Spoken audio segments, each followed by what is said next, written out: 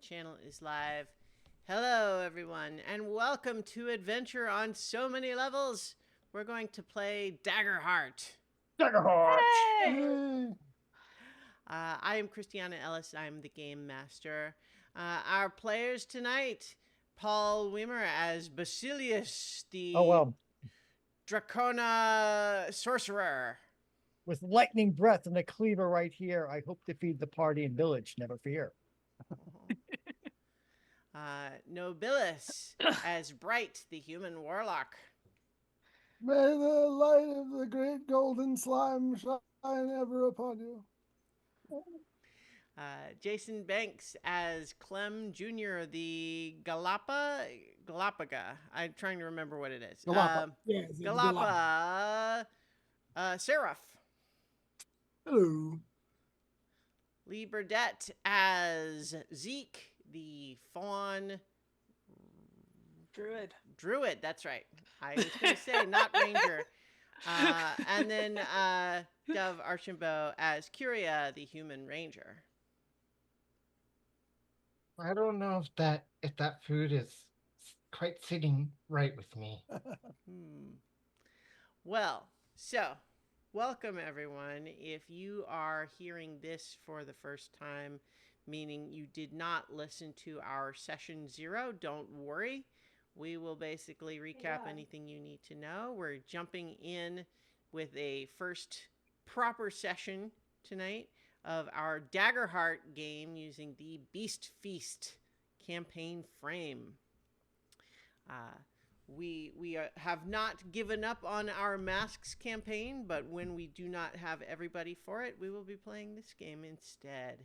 And so, let's talk a little bit about, where we left off, which was we did some world building for this setting where the little town of Elmore sits on the surface of a landscape which beneath it has the Plover Caves, which is an extensive network of tunnels and caverns and caves and catacombs that contain all manner of different things. But one of the things that is in plentiful supply down there are a wide variety of monsters. Those monsters had always been led to and kept down in the Plover Caves by some magical artifact known only as the lure.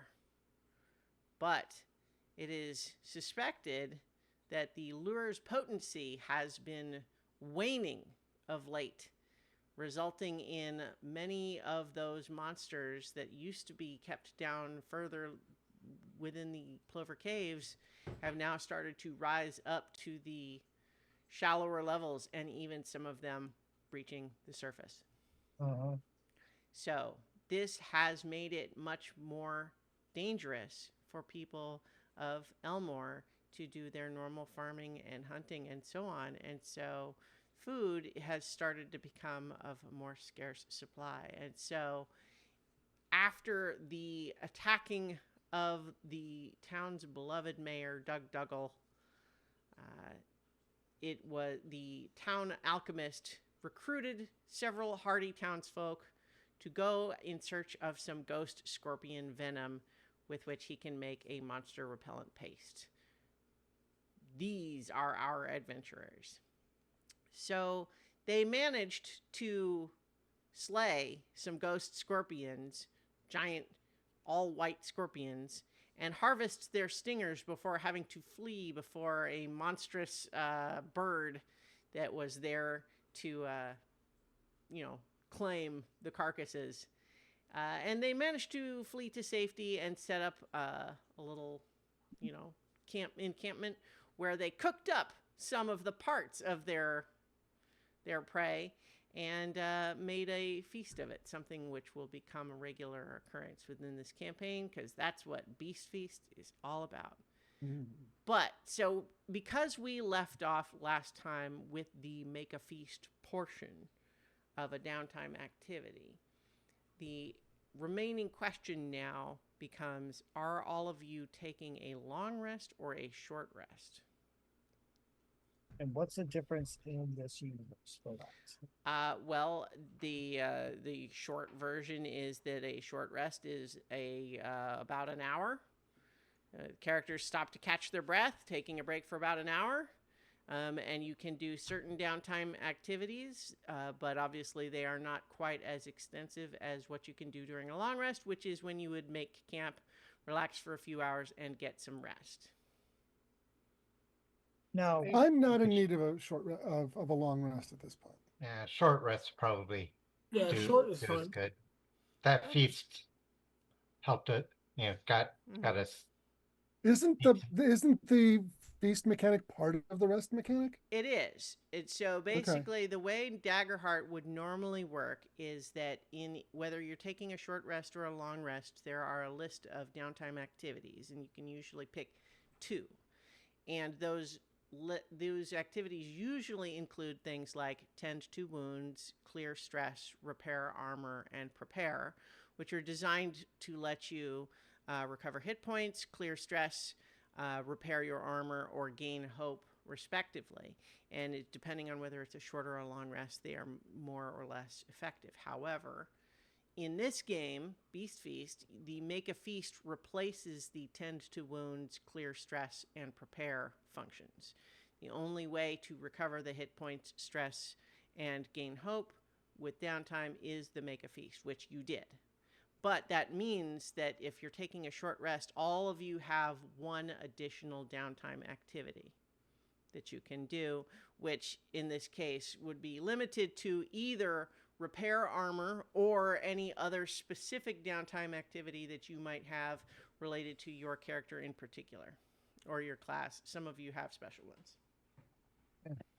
I will take the time to repair armor. Me Yes, I have too. one I used will armor do the slot. same as well. Okay. So with a short rest, you would need to describe how you're quickly repairing your armor, and then you can roll 1d4 plus your tier, which is currently 1. And you can also do this for an ally's armor. But what I would like is for each of you, whether you're doing that activity or another one, I want you to give a description, a physical description of your character for people who maybe didn't watch Session Zero or anything like that. So describe what the camera would see as it watches your character doing this downtime activity. Well, Bright doesn't need to repair armor either. So he's doing the prepare action. No, not that. You can't do that. Can't? Okay. No. All right. Because so, you can gain hope with the Make a Feast that oh, it right, replaces the prepare. right. Yeah. Okay. Right. So okay. if So, so being that he's not down any resources that he needs to recover because after the feast, he's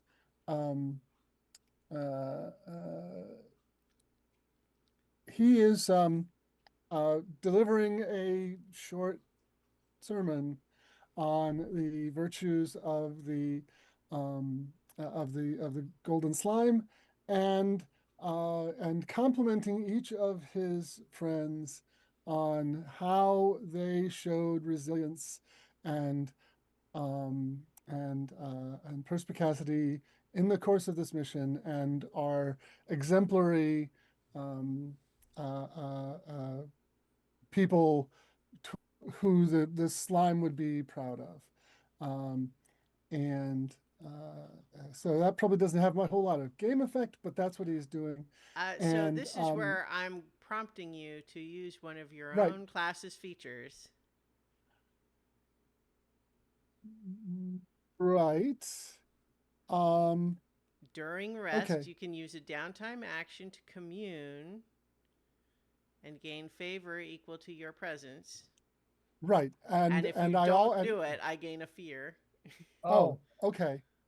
Okay. Well, in that case, yes. I'm communing with the golden slime. Okay. Were I you did not- I actually hesitating was- because you? I wasn't down any tokens, so Okay. any favor tokens. So, Okay. But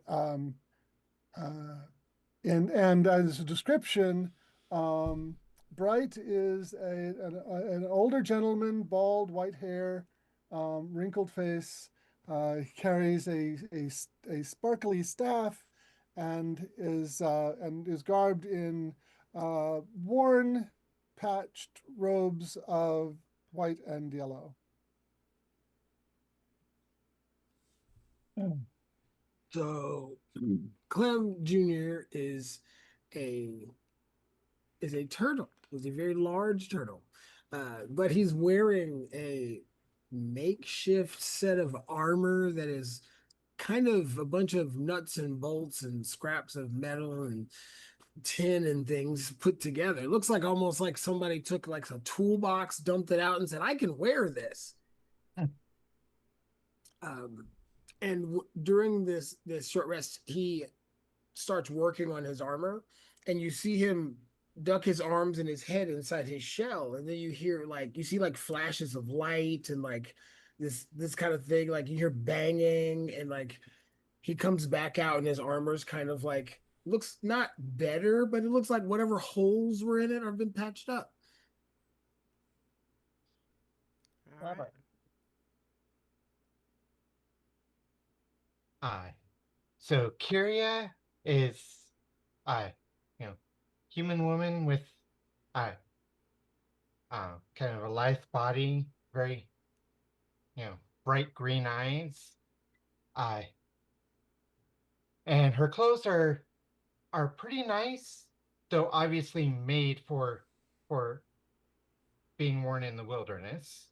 And her, um, you know, she has a very, very serious demeanor, and uh, though with a bit of confusion at the sight and sound of Clem Jr.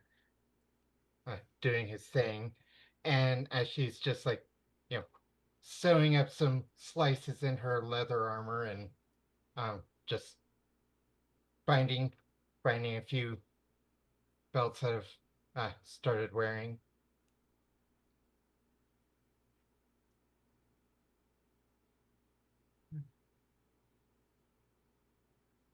Basilius or Basileus, however you want to pronounce it. He's a bright blue with some lighter color blue Dracona. So he's basically a thin, long, lanky dragonborn. He's wearing a butcher's apron. He's got a boomerang and a cleaver uh a and a little orb that he takes out sometimes. He is a sorcerer, as a point of fact. So I've been looking through the SRD OGM, and I have no idea what a whispering orb is actually supposed to be. Am I supposed to invent that, or is A that something that is in whispering the main orb? document? Yeah, it's a class item. Is it supposed to be my focus? It doesn't. I don't have the full Well, book. I don't have the SRD. It only mentions it once and nothing else. um, So I'm confused. well, let's see. The answer is you decide what it is. Hmm. Oh,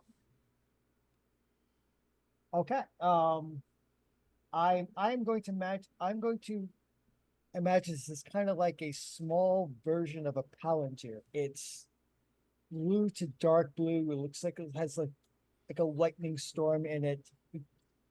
Um, our friend Basileus takes it out every so often and stares at it. When he does magic, which he hasn't done quite yet, he'll absolutely take it out. So that's his whispering orb, and we'll develop like more and play what he actually does with it. But as I come up with it, so but he's been looking at it as they've been eating and resting, since he's not really doing any of downtown activities. He's almost like not quite not quite praying or or communing or anything like that with it, like say bright mind. He's not meditating, but he's kind of thinking as he's looking at it. Hmm. Zeke is a fawn. So, of course, he's got cloven hooves and ram's horns. And he has taken out since he's wearing quilted armor, he's taken out some uh, needle and thread, and he's just sewing up the rips.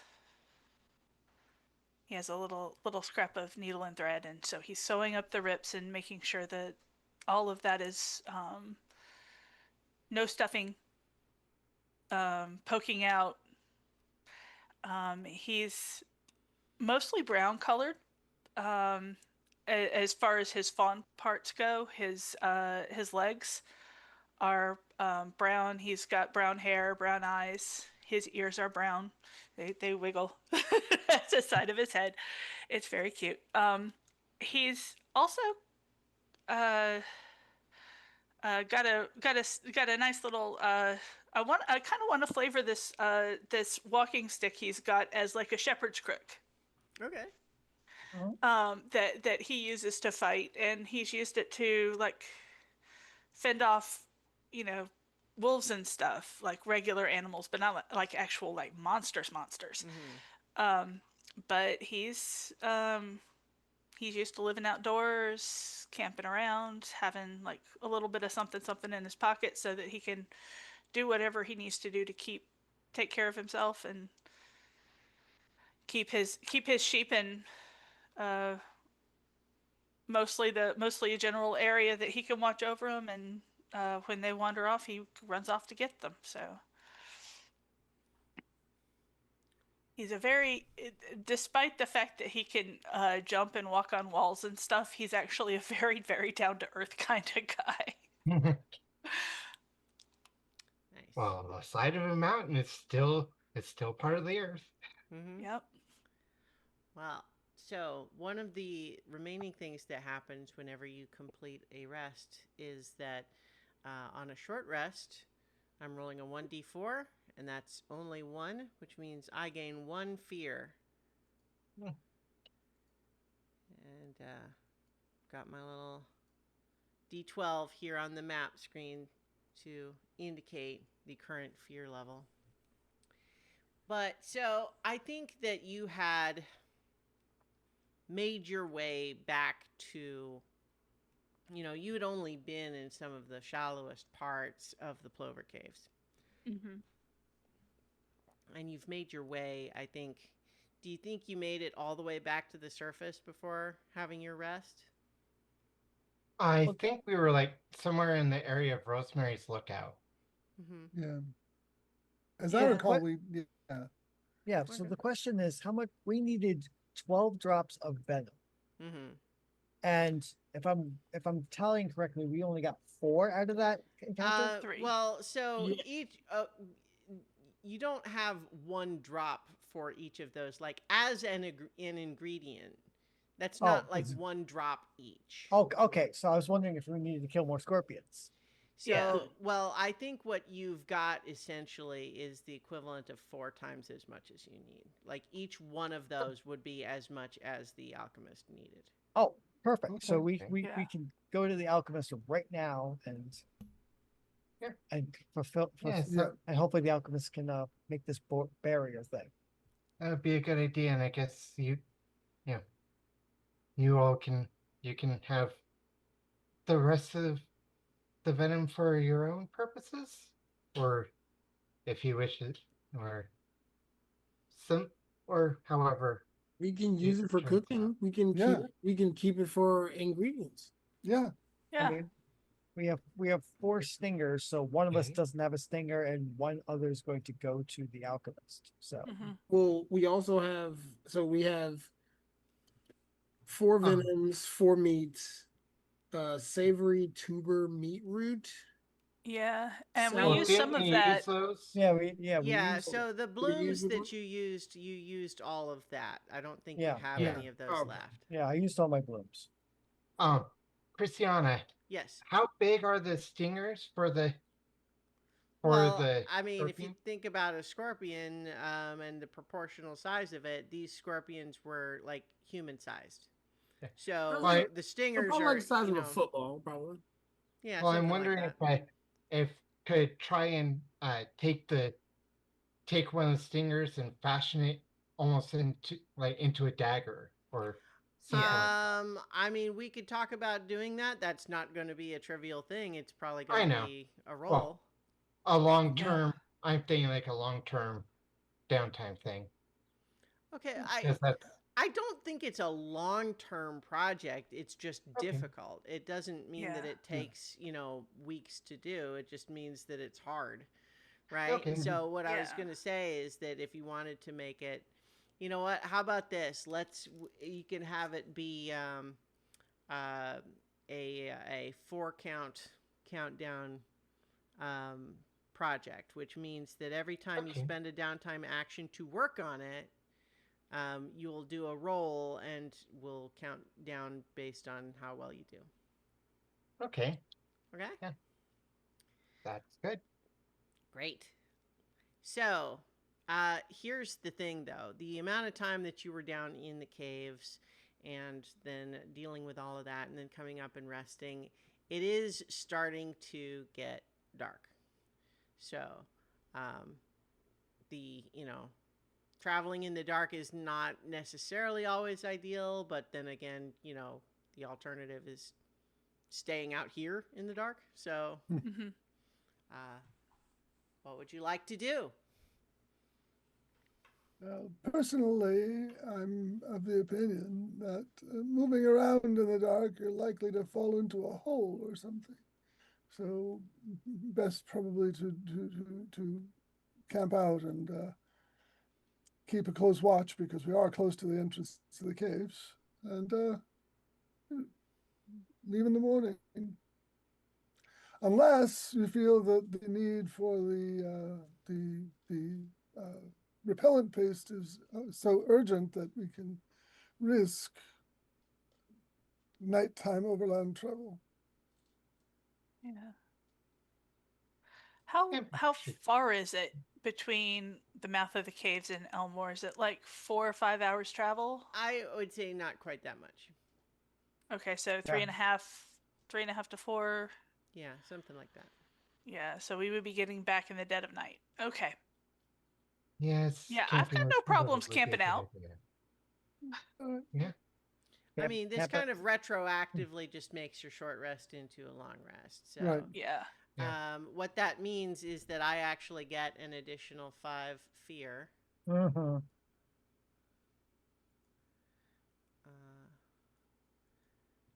But also that any of you who did um, the repair armor action, if you had any armor slots that you weren't able to repair, you can go ahead and complete the rest of those because the long rest downtime action is to repair all armor.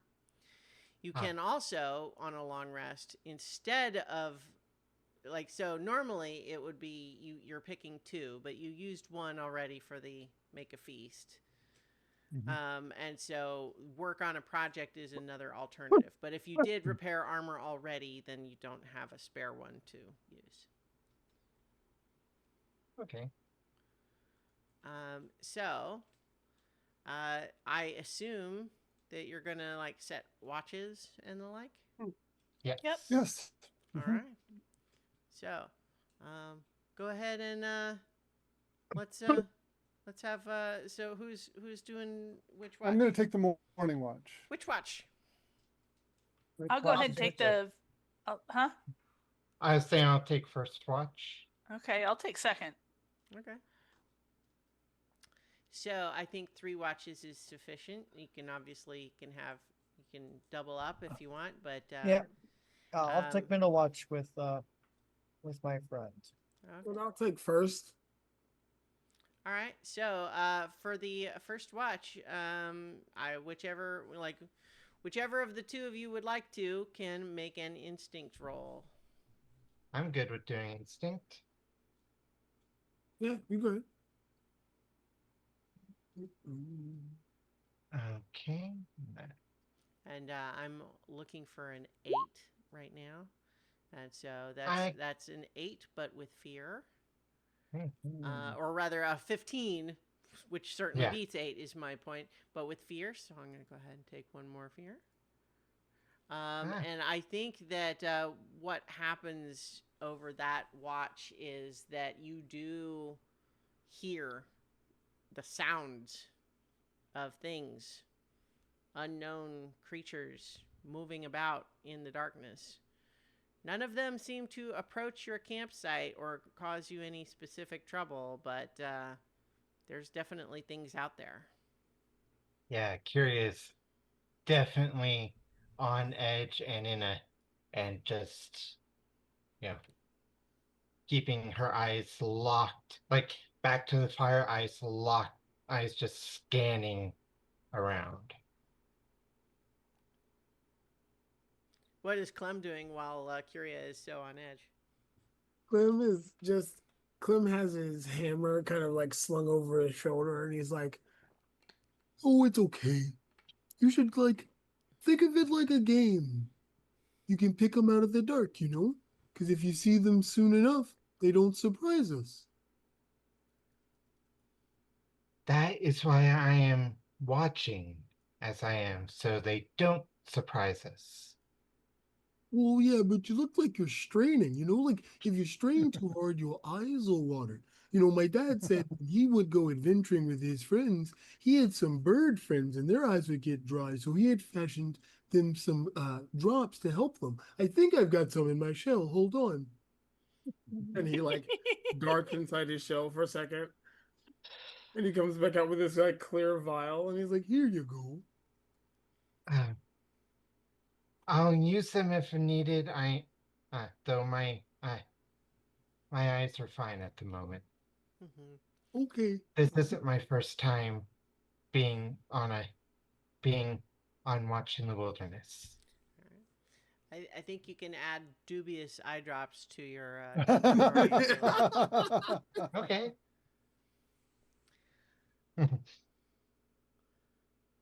All right, so sounds like we're time for our second watch crew.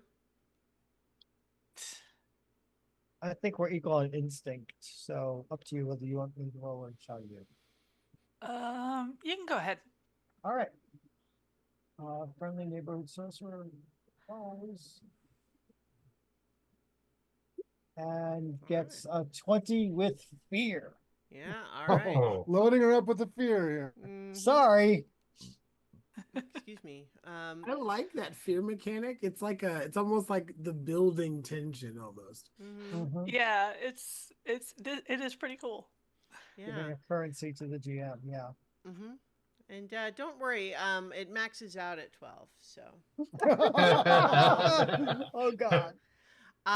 So I think similarly to the first watch, it's just a case of you're spending the watch with a lot of like, wait, what was that? Did you hear something? I think it was over there. Sounded big. Oh. Was it coming this way? I guess not. But yeah. So I think there's just a lot of that over the course of this watch. It just you definitely feel like there's stuff out there, and who knows? Maybe some of those things are actually just big furry friendly critters of some kind that would be really like maybe there's even a Totoro out there and he would like you to sleep on his big soft belly, but you didn't want to check out what the noise was, so that's probably what it was. Anyway. Sure. That's what we tell ourselves. Yeah. Yes, that's what we said. That's our story, and we're sticking to it. Mm-hmm. Okay, so third watch. I think that's just It's just cleric. bright. Yep. Mm-hmm. All right, look at that. An 18, but with another fear. Fear. Wow. Uh-huh. Oh. Yeah. The sun comes up, the crane comes out of the cave. So, I think, though, that despite a night featuring a diverse and changing ecosystem that unfortunately you are aware has a lot of invasive species in it at the moment, but you have made a pretty good campsite for yourself in the sense that nothing seems to pay you any particular attention, and you are not disturbed during the night, other than hearing that there are lots of things that might have. I want to swap out this fear die. It rolled way too many 12s. Well, Well, I mean, rolling high on the die still helps Yeah. you broadly. Yeah. Yeah. yeah. But yeah, it does look like Wow. it has All three of the fear die were 12s. yeah. Sheesh. So the morning comes though, and so I imagine you all get on your way unless you wanted to Mhm. do anything else. No, we are. Hiking back. Furia is good to go. No. Mhm. We're not feeling too frisky about exploring the areas where we heard all those things. Yeah. No. Let's just get into the nice bright sunshine for a moment. Mm-hmm. Mm-hmm. All right. So I think you start making your way back.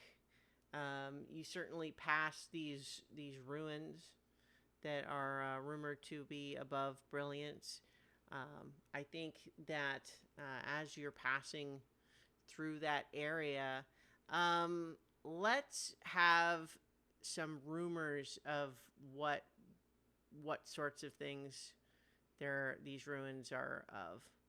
Like, I think that these are ruins of something that is beyond like living memory, but there's lots of theories. So, one rumor is that there was an ancient bestial warlord that that came up from the depths of the caves and tried to rule over the land with a legion of monsters. It's Nice. interesting. I heard it was some guy who came down from the capital and wanted to build his wife this really fancy manor, and he couldn't pay, so the villagers ran him off because he couldn't pay the bills, and so it was just left to molder. You know, I think my dad was some kind of gangster when he was younger, because he told me that he heard that there was some sort of Corvid conspiracy that had some sort of shenanigans going on in there. He said at one point there was these weird big trees and like they kind of like caved in on it and fell over. It was really weird. He said like there was tree houses and stuff. Like I don't know what like sometimes I think my dad had really weird adventures, and then other times I think he might be making some of this stuff up. And how can you tell the difference, though? Well, I I don't think you know. can. But I didn't hear that. I heard it was actually cited on a couple of magical ley lines by this mad sorcerer. But before he completed the ley lines, kind of flipped and changed, and he lost all his power, and so the thing fell into ruin. Luckily, it wasn't a swamp; it was sunk. Mm-hmm. Or burned down, fell over, and then sank into the swamp. That would have been bad. I feel a Yeah. song coming on. You all got it wrong as usual. This is not a castle at all. It's a temple, because the ancient folk who lived here understood the reverence for the great slime, and that deep within these ruins there is a sanctuary to the elder slime, and all the entire walls are plated with gold to reference his glory. Does that mean you want to go there? I would not mind doing reverence at the shrine. No, that would be a fine pilgrimage. Yeah, my dad says like you can get some really awesome sugarish stuff down there. You can make really cool candy. He says sometimes like it crystallizes on the walls and you can lick it. And sometimes it'll crystallize into shapes that taste like the thing they're shaped like. Like The snozberries taste like snozberries. exactly. So you can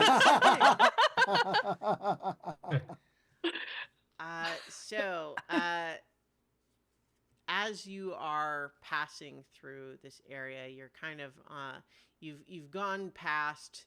You're kind of in the outskirts area. There's still a few little bits and pieces of the ruins here and there, but mostly you're back where the forest has retaken the land, and you can actually see the tower, Balthazar's Retreat, kind of on the horizon above the tree line.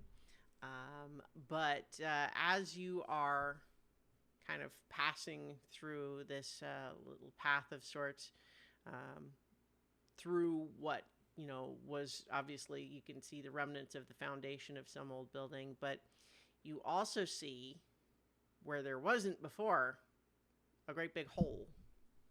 And I'm actually going to put us on a map. Uh-oh. What do you mean? What in the Uh-oh? world is that? It's not like I have a bunch of fear to spend or something. Yeah. Well, Yeah. Bob. So as we've does everyone see the map?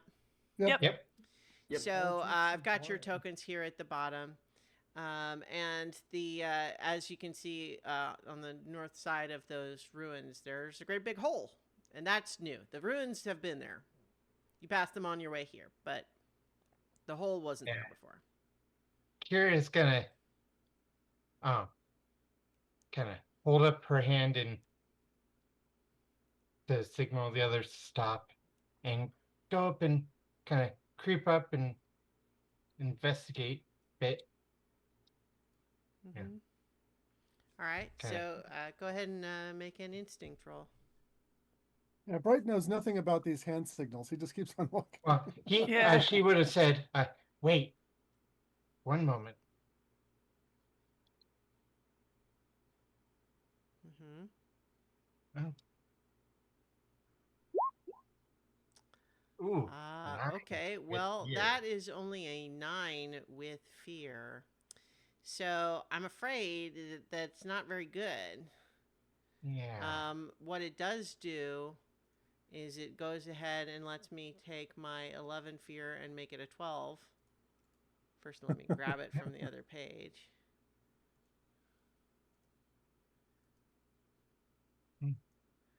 Put it up here in the on the map. And so going to go ahead and change that to 12.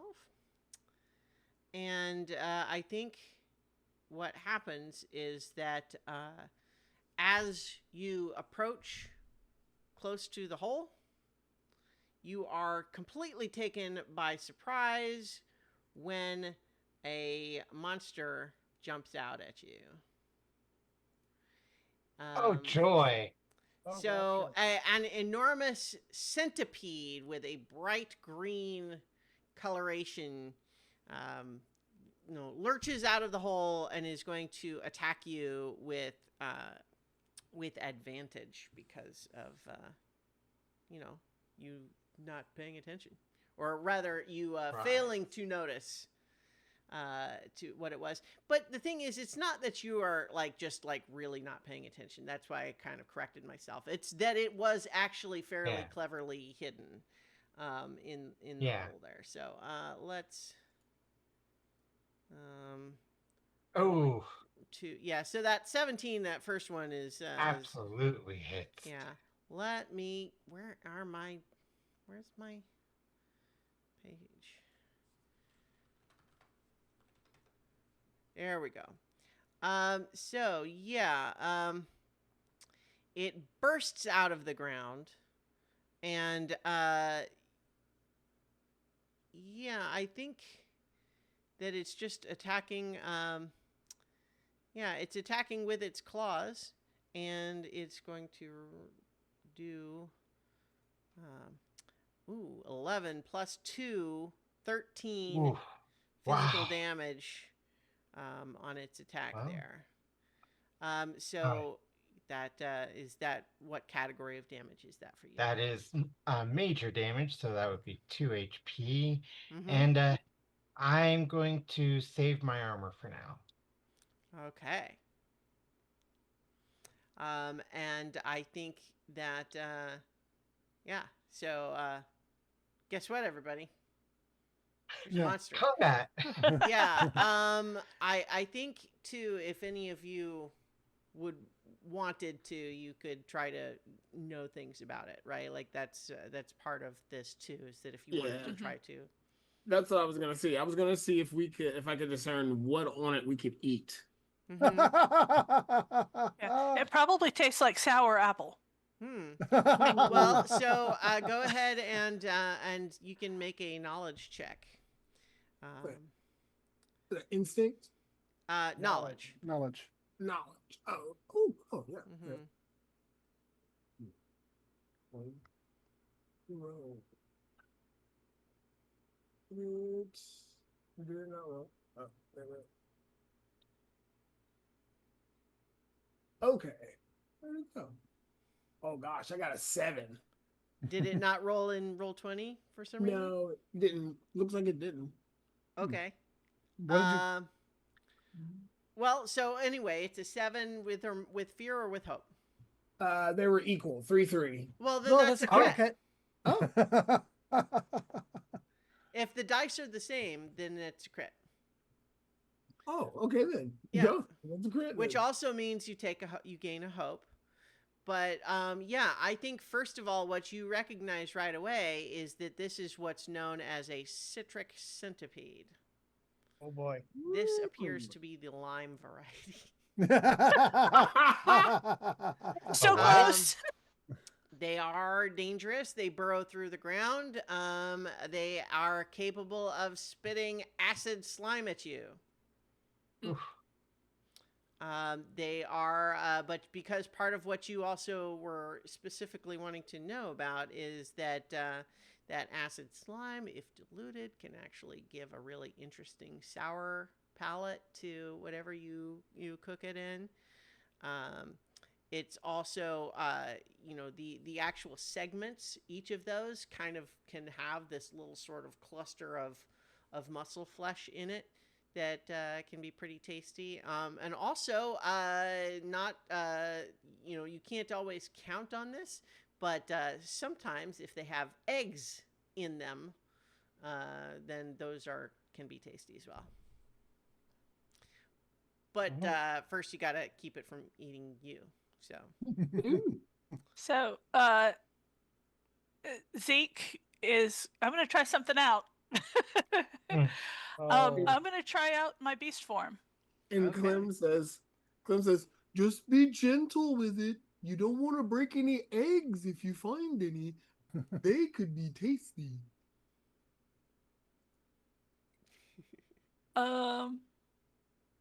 Yeah, I have a feature that allows me to spend 3 hope to uh,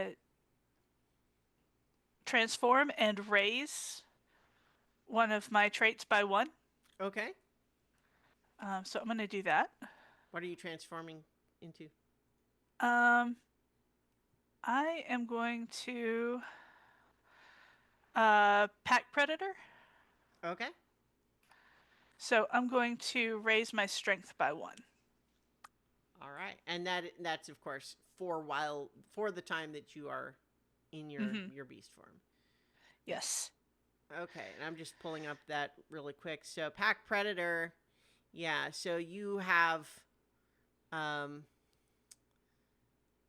let's see. I think you add, so the bonus that it says, the strength and evasion bonuses, I believe you do just add on to what you have already. Yeah, I think so too. Yeah. Oh, actually, it automatically does it Oh yeah, nice. on my sheet. Yeah. Very good. All right. Well, good. That's excellent then. So, in any case, you have what does it look like? What does this pack predator look like, and what does it look like when you change? It is going to be a wolf, and it looks like I jumped forward, and all of a sudden there is a 4-legged predator where where a fawn used to be. Okay. It's just like a blink and you'll miss it change? Or? Yeah. Yeah, Okay. it's a blink and you'll miss it change. Okay. I don't think I can get there this turn. Well, 'cause you I'm can too make far away. you can make an agility roll. All right, Mhm. let me make an agility roll and see if I can sprint there.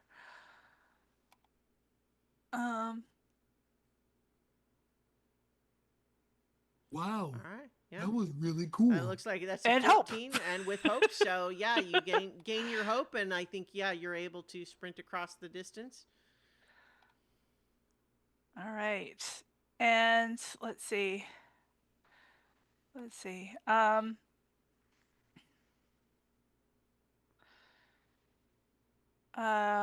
When you succeed on Hmm? Okay. I'm just gonna attack it. Okay. Yeah. Let's see what okay, yeah, there it is. Mhm. Oh, sorry, I'm still figuring out what the sheet looks like.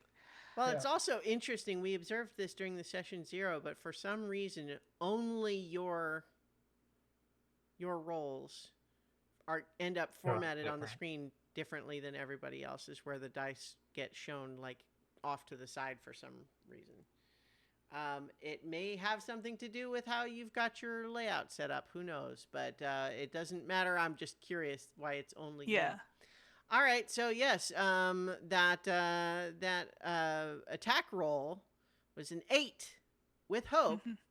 So the hope's nice. So you get a hope, but I'm afraid it's not enough to damage the chitinous armor that this Citrix centipede is rocking here.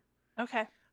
So I think that I am going to take this opportunity to have the centipede spit acid against on both you and Curia.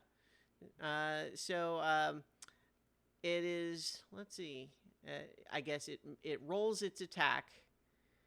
Yeah. Okay. Let me just roll that then.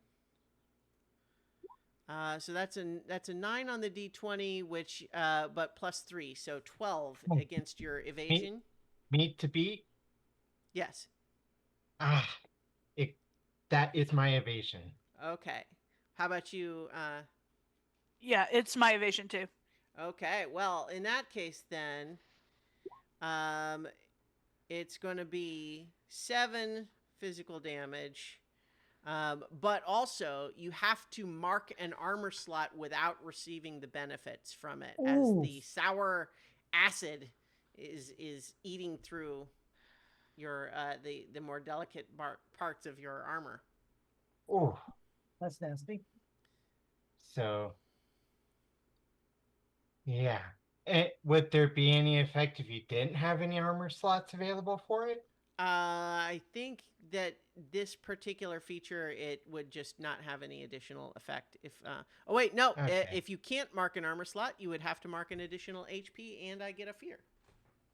Ah, Okay. Yeah. Speaking of fear, I got all of this fear. I might as well go ahead and spend 2 of it right now to reveal that this citric centipede is not alone. oh no. Oh yes. Yeah. I'm afraid so. You feel the ground rumbling beneath your feet, Oh and no. 2 more citric centipedes burst out of the ground. Looks like you've got the whole family here. You've got the orange and the lemon varieties as well. And Clem goes, Ooh, Orange, I lime, wonder. and lemon.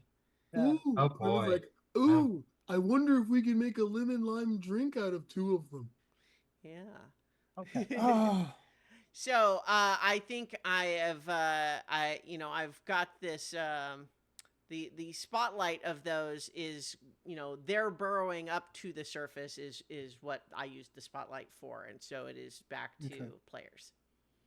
Well, I I think Kyria is going to um oh let's see, gonna go ahead and um go ahead and you know uh throw and shoot at the one closest. Okay. And let's see. Hmm, that is a Okay. 14 with hope. A 14 is a success with hope. Okay. That's So what I am going to do is use my subclass ability, Ruthless Predator. When you make a damage roll, you can mark a stress and gain a +1 bonus to your proficiency. Okay, so what that means in this case is that you roll 1 additional damage die for the attack. Okay, so I will have it add the bonus. And here's the damage.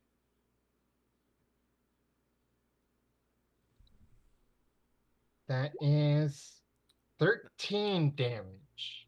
Very nice. 13 damage is does 2 hit points of damage Okay, to this so thing. it's not severe. No. Okay. It is Oops, Because I did the wrong thing here. There we go.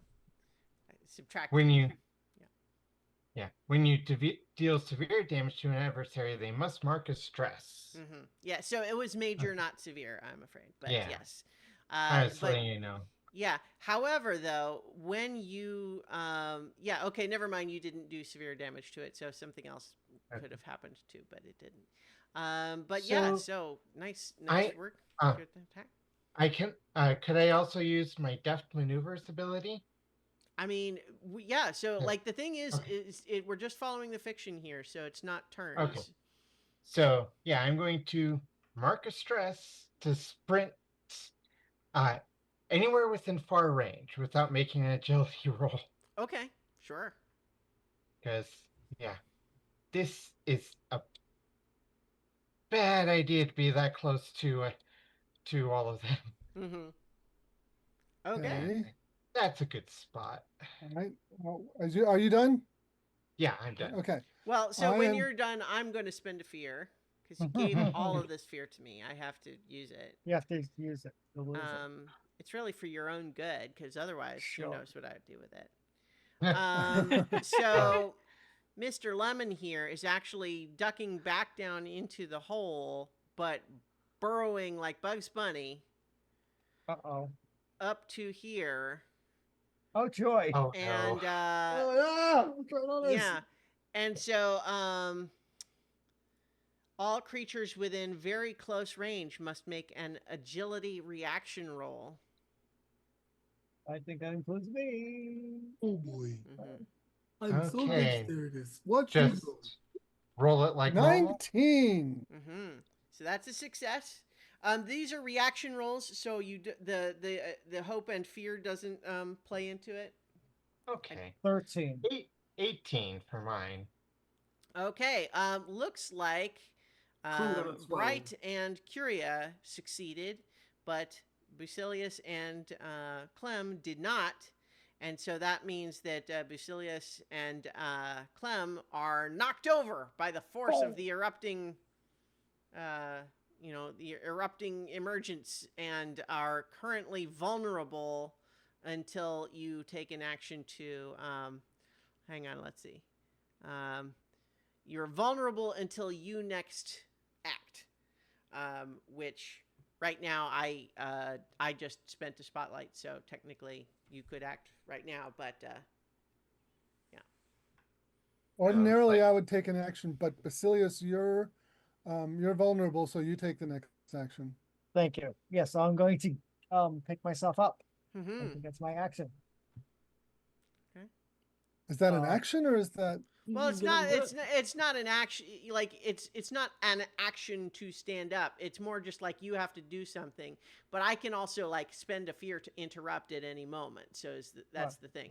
So I'm not doing it as soon as you stand up. But I want this to be a little bit of a warning of they can do this when they want, and so this time nothing else happened immediately, but maybe in the future something might. So, Busilius, you stand up. Do you do anything else?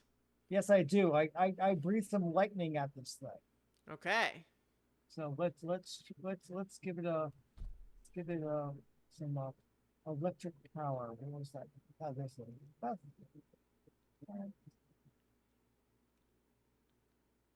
I did it in the wrong place. I did it in Daggerheart. In Daggerheart. Sorry about that.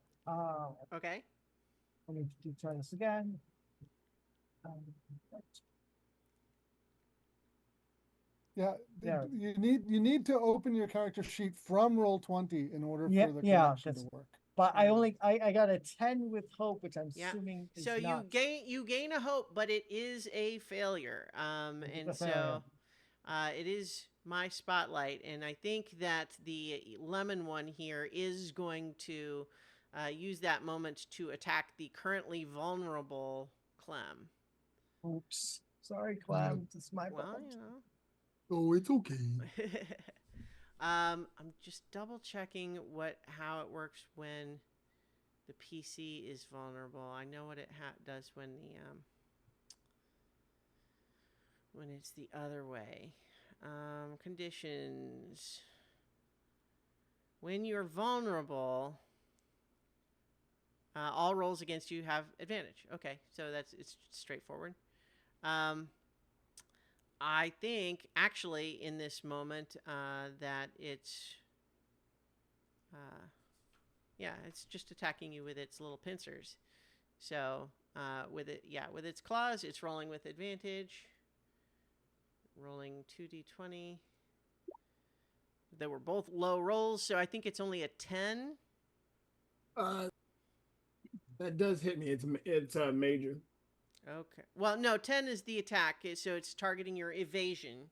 Oh yeah, that hits it because my evasion's low. Okay. Well, You in got that heavy armor. Yeah.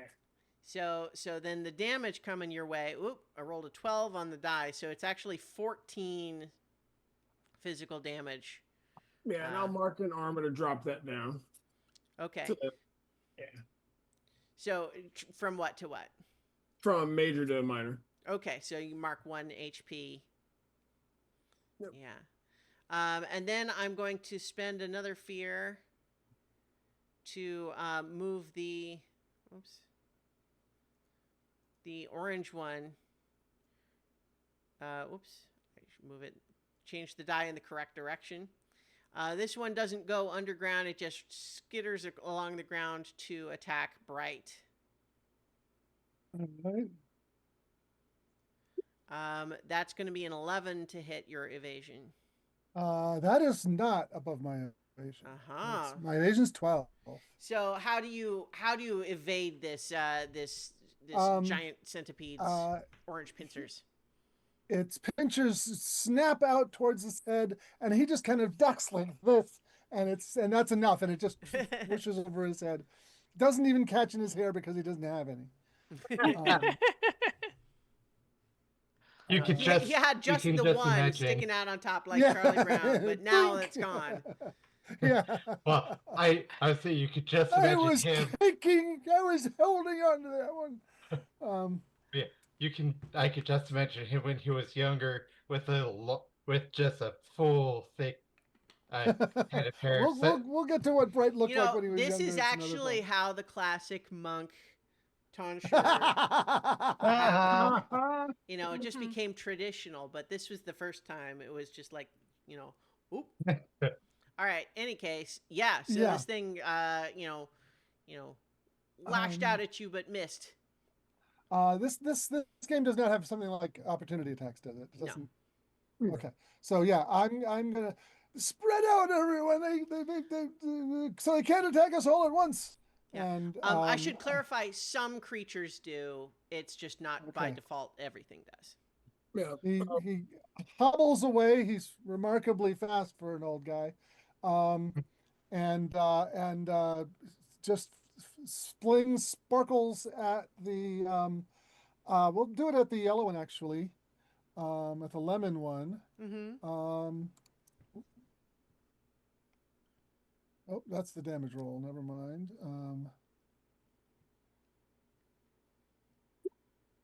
Ooh, that's only an 8 with hope.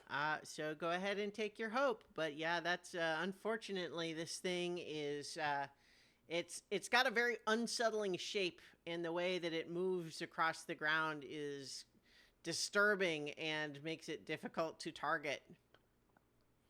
All right. Clem will stand up, Mm-hmm. and when he hears the step of the spread out thing, Yeah. he will step away, and he will say, hold on, yeah, he will back up, boop boop boop, and he will say, "Every time the hammer falls, sparks will fly," and he will yeet his sledgehammer at the The lemon one? the lemon one, and we'll see if it hits. He's throwing the sledgehammer. You actually see it kind of shimmer. Oh, right, right. You've got the Yeah. divine weapon. Yes. Okay, Yeah, gotcha. Yeah. I was trying to figure the logic, but then I remembered. Oh, right, that's a class thing that you've got. Yeah. That's it. Love it.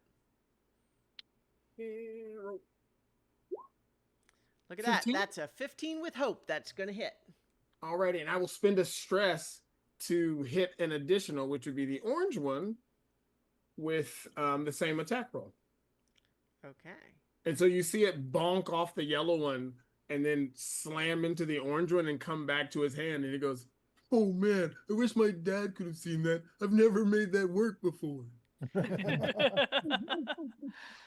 All right, cool. So roll the damage. It'll hit both of them. 6. Okay. That I believe is just minor damage for them. It is. That's right, but it does hit both. Okay.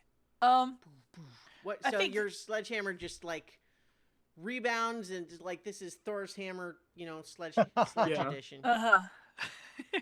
And you see like Clem catches it and kind of like leans back, almost kind of topples over, and he's like, "All right." Oh, I just Okay. remembered something that I think I said wrong last time, which is tag team abilities don't require both individuals to spend 3 hope.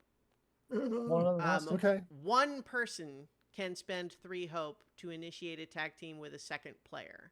So only that initiating player spends the hope. However, it is still true that you can only do that once per session.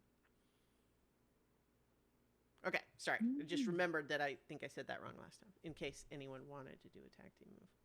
Yeah, I was looking at initiate a tag team. Well, I didn't realize it was just once per session. Okay. I think now would be a good time.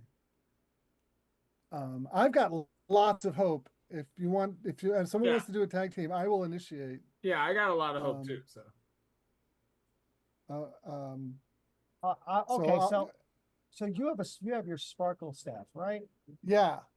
So I want to use a power of mine called Unleash Chaos. If you want to tag team me on that, that might be fun. Okay, So, yeah, let's I'm do gonna- that. So, I just make it. Yep, I'll describe what this is. Make a spellcast roll against a target within far range and spend any number of tokens. I get tokens equal to my spellcast trait at the start of the session. So I have to channel war energy from within yourself to unleash against them. On a success roll, a number of d10s equal to the number of tokens you spend and deal that much magic damage to the target.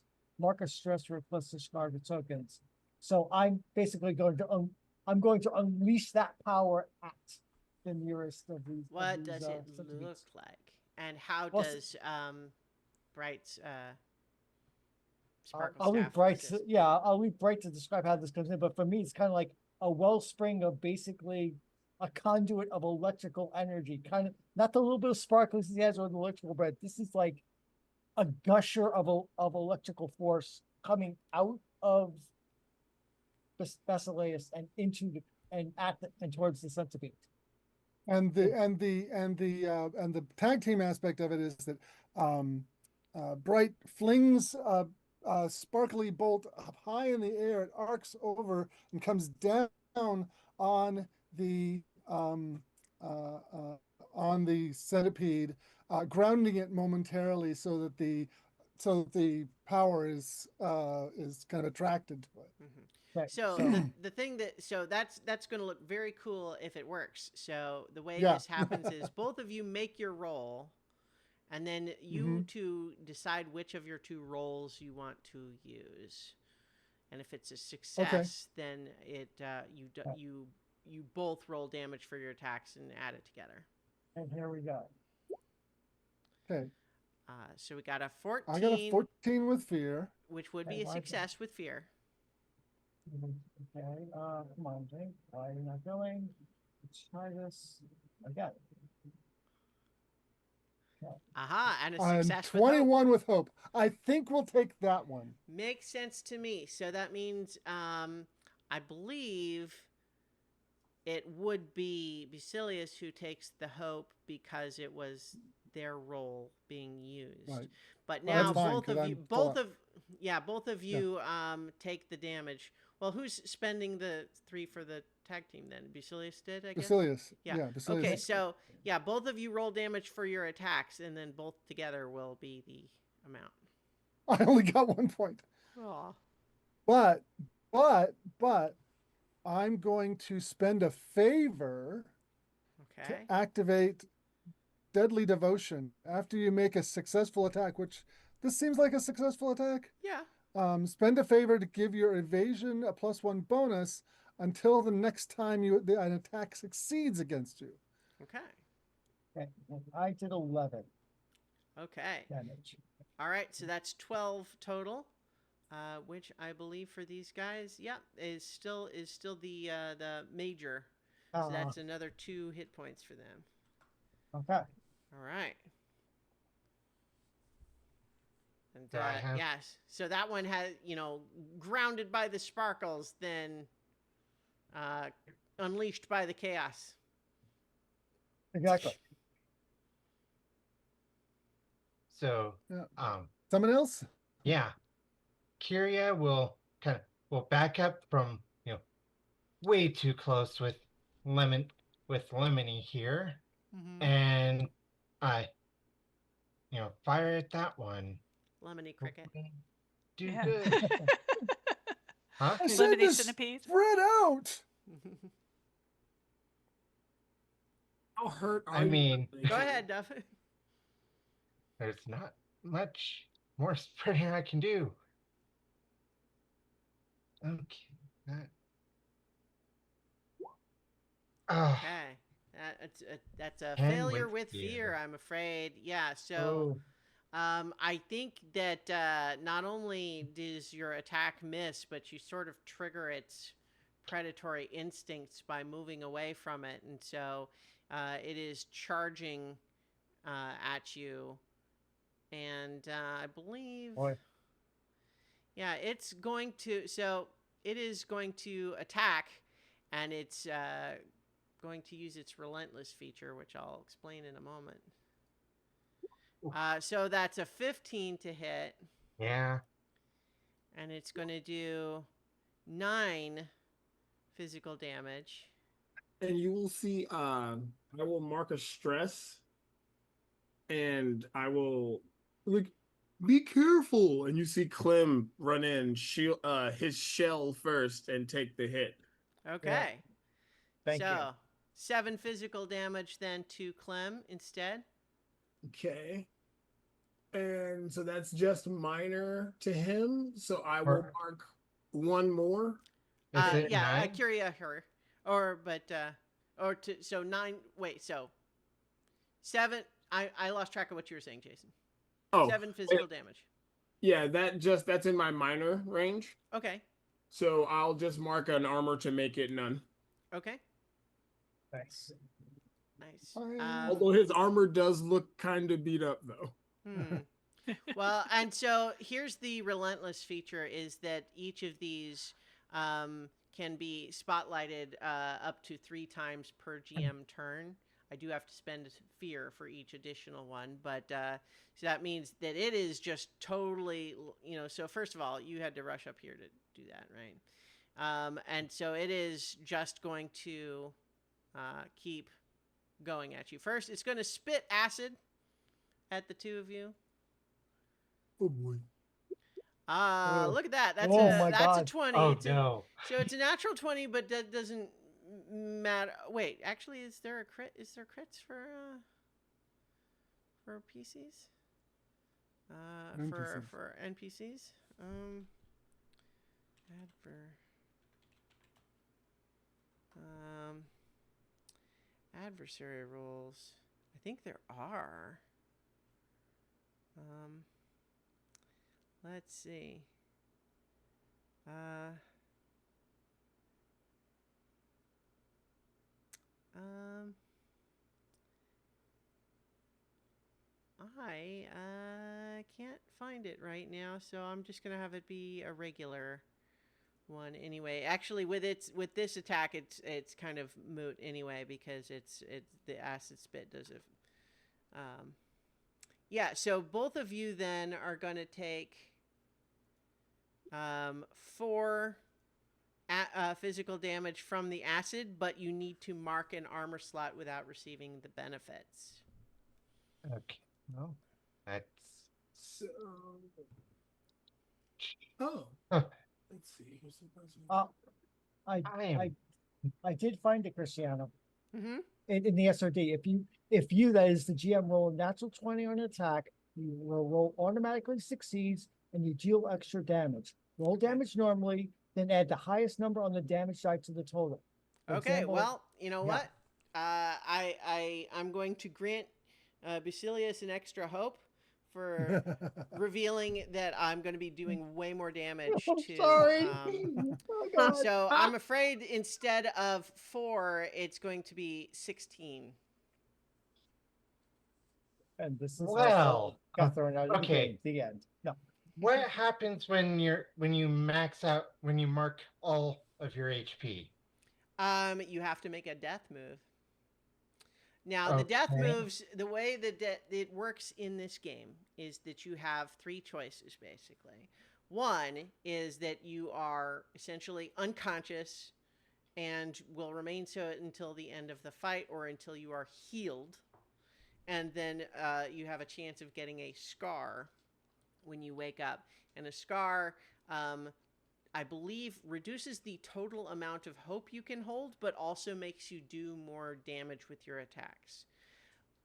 Alternately, you can sacrifice yourself and have a blaze of glory, which is to do one last attack action, which will guarantee as a crit.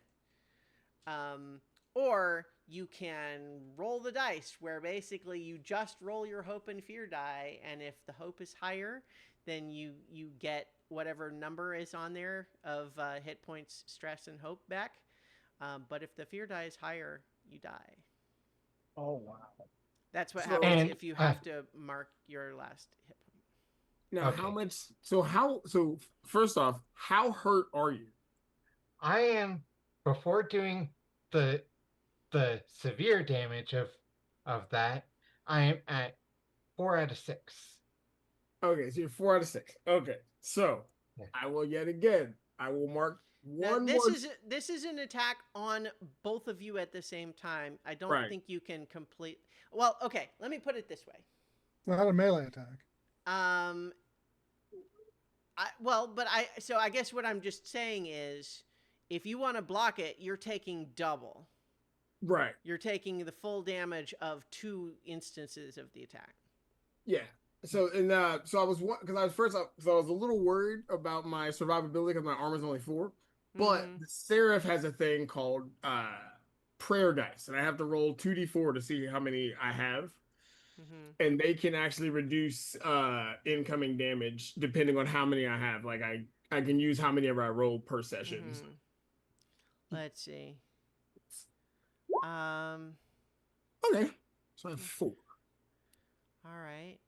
No, So. well, Well, Yeah, so no, so hang on. That's not actually how this works. What you have is, you have 2 prayer dice because that's your spell. Wait, no, your spellcast trait is what? Uh, Instinct. Yes, I think. So whatever you have a number of prayer dice equal to your spellcast trait, and then you roll them to get the values. And so if you where is your what does it Okay. say on your sheet what the spellcasting trait is? Let's see. I think it's 2 because you no, rolled. yours is strength. So Oh, yeah, strength? Okay. so that means that you do have 2 prayer dice. You Okay. rolled them, and one was a 3 and one was a 1, which means you have those values. So you can now spend those between the 2 of them to reduce damage by 4. Okay. So Nice. if you do that, you will reduce the incoming damage from 32 to 28. Alrighty, and then that'll be severe, Mm-hmm. most definitely. And- Remember to mark 1 more armor slot before anything else. Yep. And I'll have to mark another stress because I took it. And you know what? That's only 3 hit points. I'll Mhm. take I'll take that. That's fine. Okay. All right.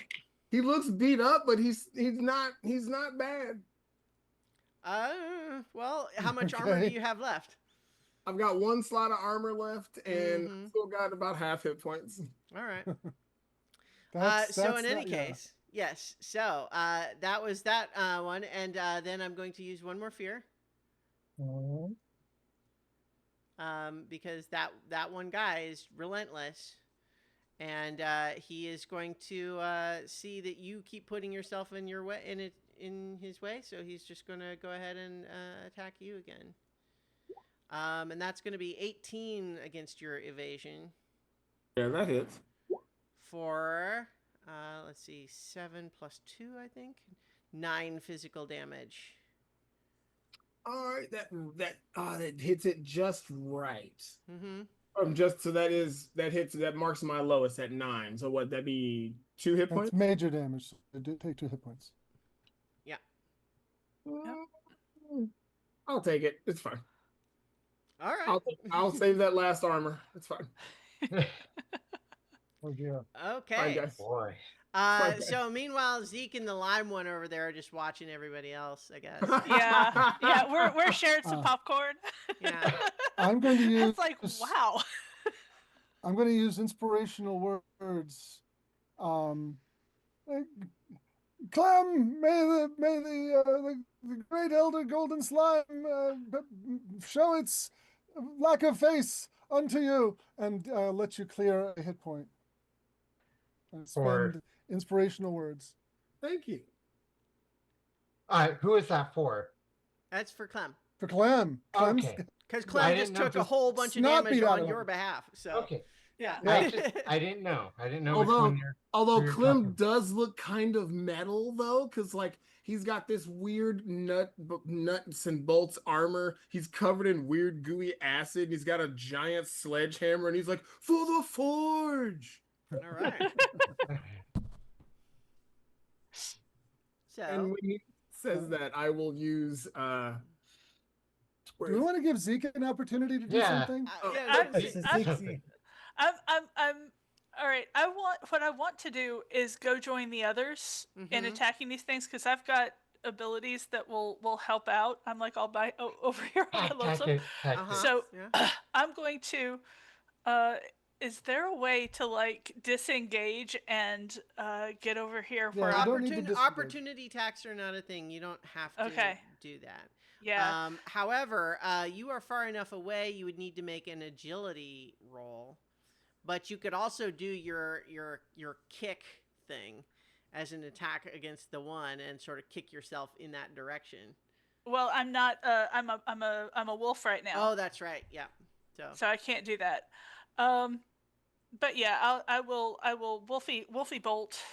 Mm-hmm. Down here. Down here. Okay.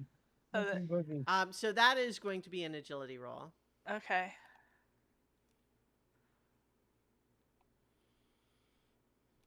Okay, look at that. That's okay. That's not a very high number. I think I think that is a failure. It's a failure with hope, though. So you Yeah. have joined. I think actually the failure means that you don't make it there. It's not only just Okay. that it's my turn. So it's like I'm right here. Yeah, I think what happens is that you are maybe on the way there when the orange one is going to lash out at you. Okay. Um, getting a dirty 20 for 11 physical damage as it seizes you Oh my God. with its pincers. But you know, you take the damage, but you're able to sort of shake free, so you're not like restrained or anything. Okay. I'm going to mark an armor slot and split that. Okay. All right. I'm So I going think, to yeah, go ahead. take cover behind this tree Mm-hmm. and fling my sparkling staff sparkles at the lemon one. All right.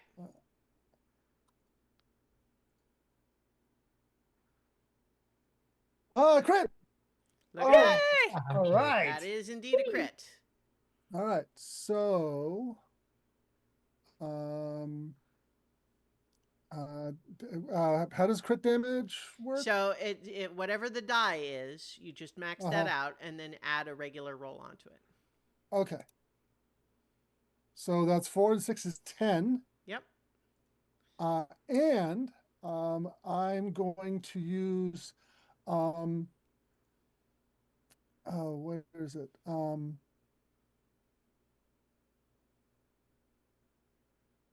I'm going to send my voice along with it using Voice of Dread.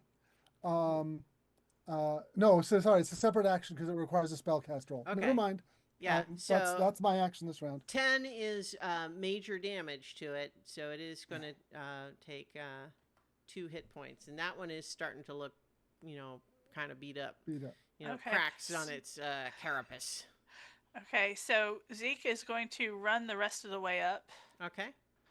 And I'm going to use my pack hunting ability, which is when you succeed on an attack roll against the same target and its ally who attacks immediately before you, I can if I do this, I can add a D8 to my damage roll.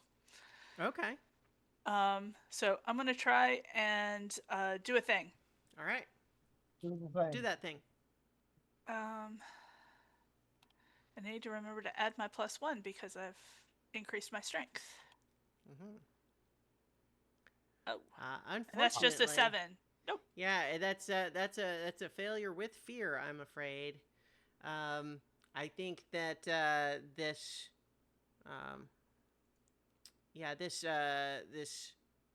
lemony centipede sees you coming and prepares once again to spit acid.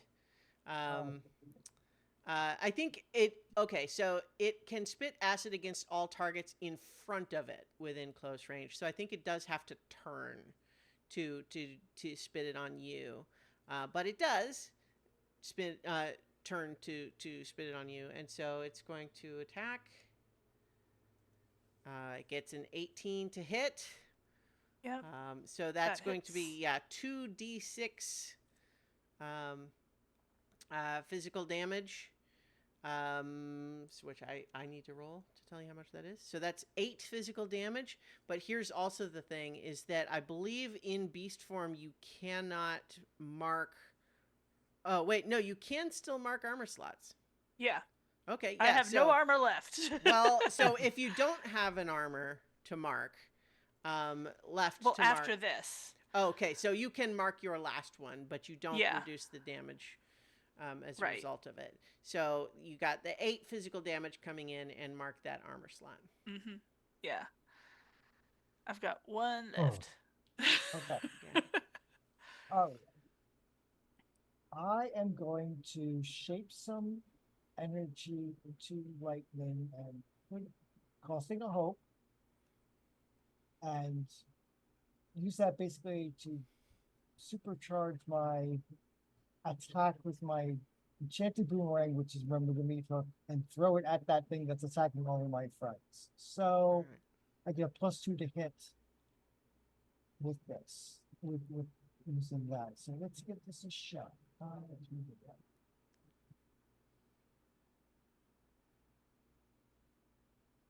Okay. No, I think it's gonna be seven. And then- Oh, there's the camera. All right, here we go. Yeah. So that is Boy. that is a 12 with Oh. fear. Unfortunately, a 12 is not a success. So Oh, that is a failure with fear. I think Thanks. that what you don't realize as you are preparing this attack against the lemon one is that the orange one has snuck up on you, and it is making its own attack. Wow, these guys are rolling high. So that's an 18 on the no. die. So that means that's going to be 8 physical damage coming your way. Oh, okay. So I'm going to use my spell. Hang on, I get my fear from that too. Yep. I'm going to use my spell Rune Ward to reduce the to spend a hope to reduce the incoming damage by 1d8. Okay. So I reduce it By by one. one. Yeah. All right. Well, Unfortunately, oh, that knocks it down to minor damage, so I only take one Oh, damage. well, there you go. So that actually Good worked. job. Yeah. All right, so that's fine. Every little I will bit not does spend help, turns I out. will not spend the armor because these things eat armor, so that is I will not spend the fur. Okay. Yeah. So, I think at this point I'm going to spend another fear to spotlight the lime one who goes back underground Oh no. and is somewhere. Oh boy. Dang it. Yeah. So, but that is that spotlight. Okay. Would my experienced huntress apply to trying to take out these things? I think Attack these things? You know what? I think it would. But you know what? If everyone can like hang out for just a little bit, I think I actually need to take a quick bio break. Okay. So, Okay. everyone, take 5. We'll be back in Okay. just a moment. Feel free to hang out and chat, or as you like. We'll be right back. After these messages. Yep. After this word from our non-existent sponsor.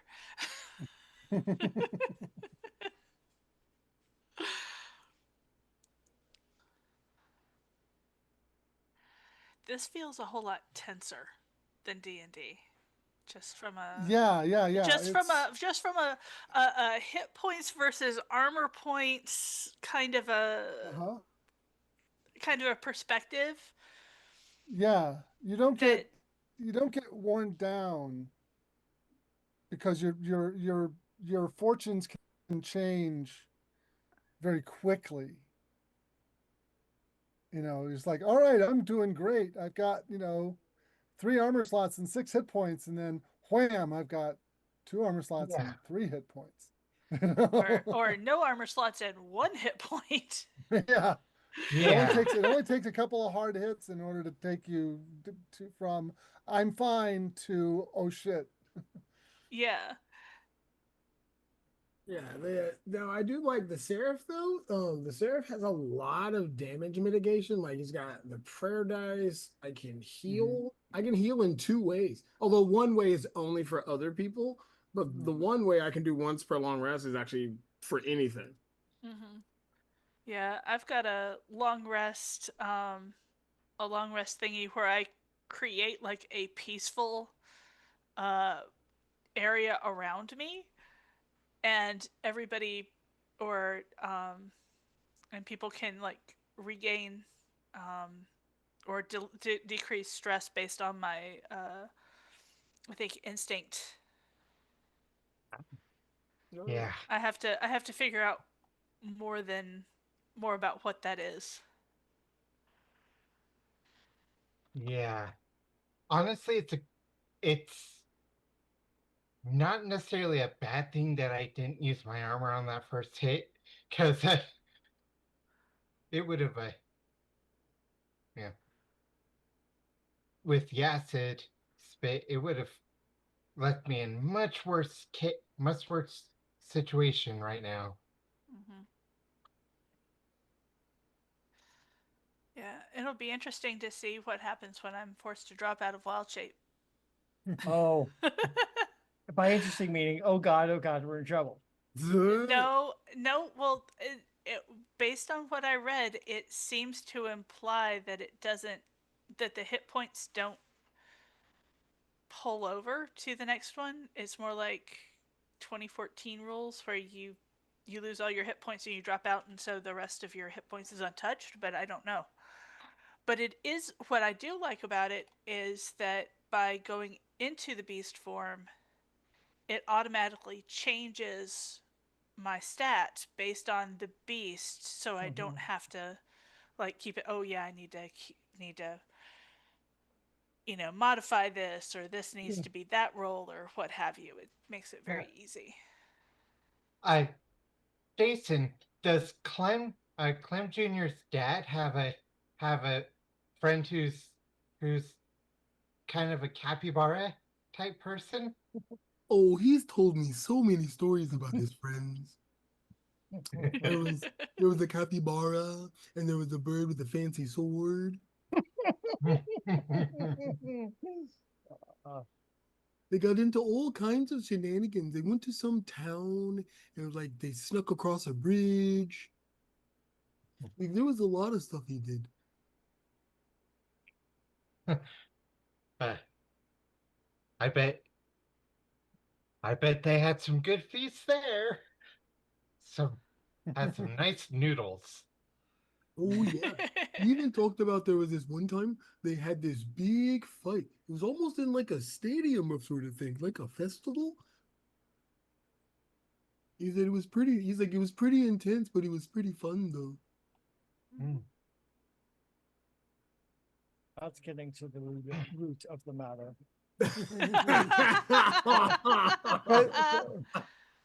For those listeners and watchers who don't know, Clem Jr. is inspired by Clem, who was Jason's character in our Root campaign some couple of years back. Oh yes. In case you didn't make that connection, you might be one of today's lucky 10,000.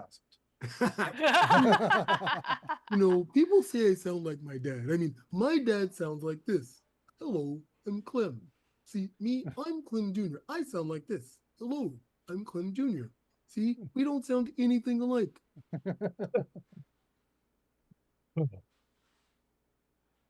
I am going to let you. I I'm not going to argue with that because I don't have any any way of judging that. Yeah. All Clem right. Jr. is just slightly higher pitched. Just slightly. Okay, thank you for that. Is everybody back and ready? Mhm. Yep. Yeah. Okay. So, where did we leave off? Centipede's pulling I in. was I Yeah. was asking you about using my experience as a Right. for an Yes. attack.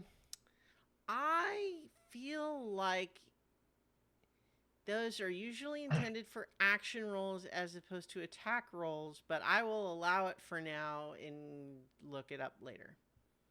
Okay. So that means So you do spend a hope to do it, but it gives you the +2.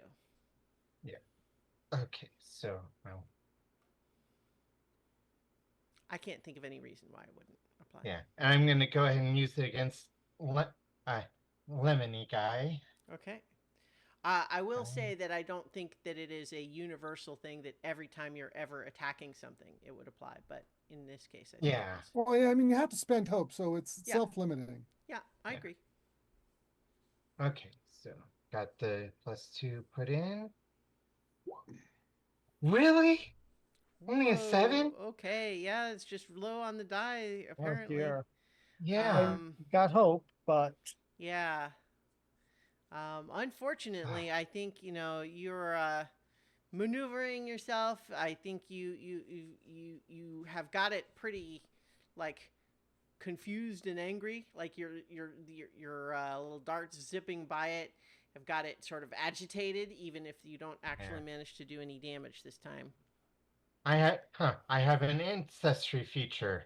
Adaptability. When you fail a roll that utilizes one of your experiences, you can mark a stress to re-roll. Okay.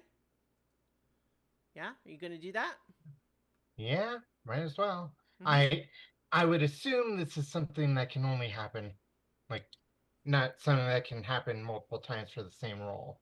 Oh, right. Yeah. So I think you spend the stress to it, but you can only do the one reroll.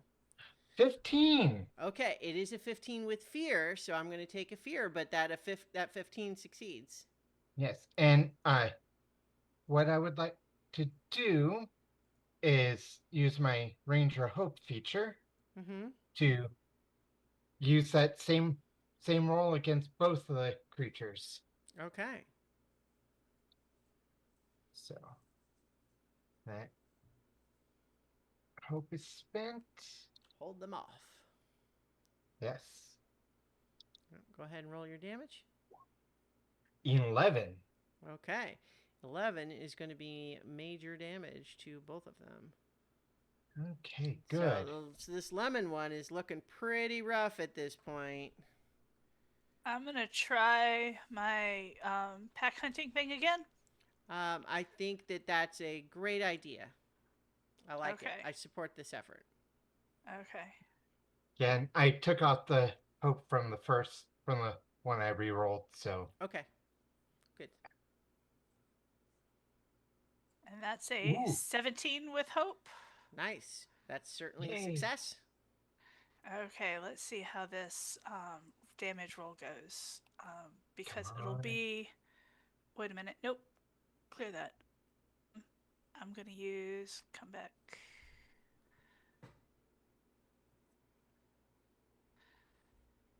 There is. Yeah, there it is. I think this is.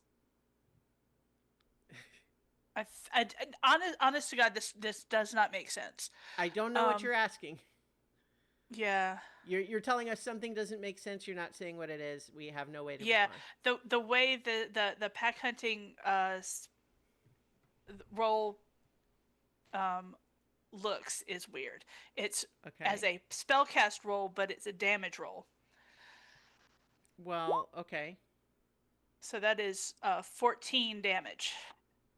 I don't think that's correct because it is that is rolling your hope and fear dice, which is not how that's intended to work. Okay, so basically it's supposed to be 2d8 plus. This is the it's pack supposed hunting, to be right? Yeah, pack hunting, and there is a. Okay, so there is a box that I can click on. To. So I think the that the idea there is just that you would have done that for your attack roll. It is not intended to be the damage roll. Yeah, when you succeed on an attack against the same target, add a d8 to your damage roll. So I would have had to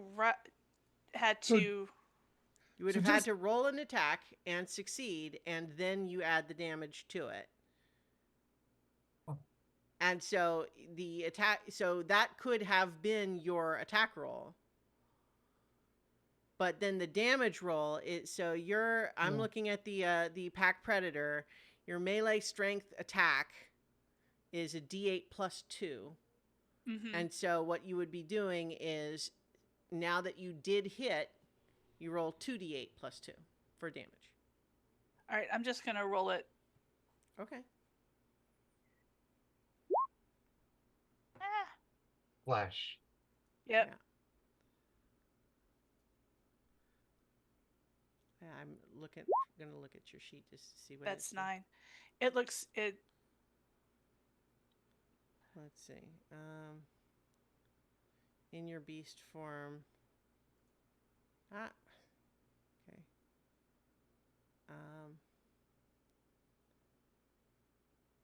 So I don't know what you were rolling to click on here, but if you look at the effects and features under Pack Predator,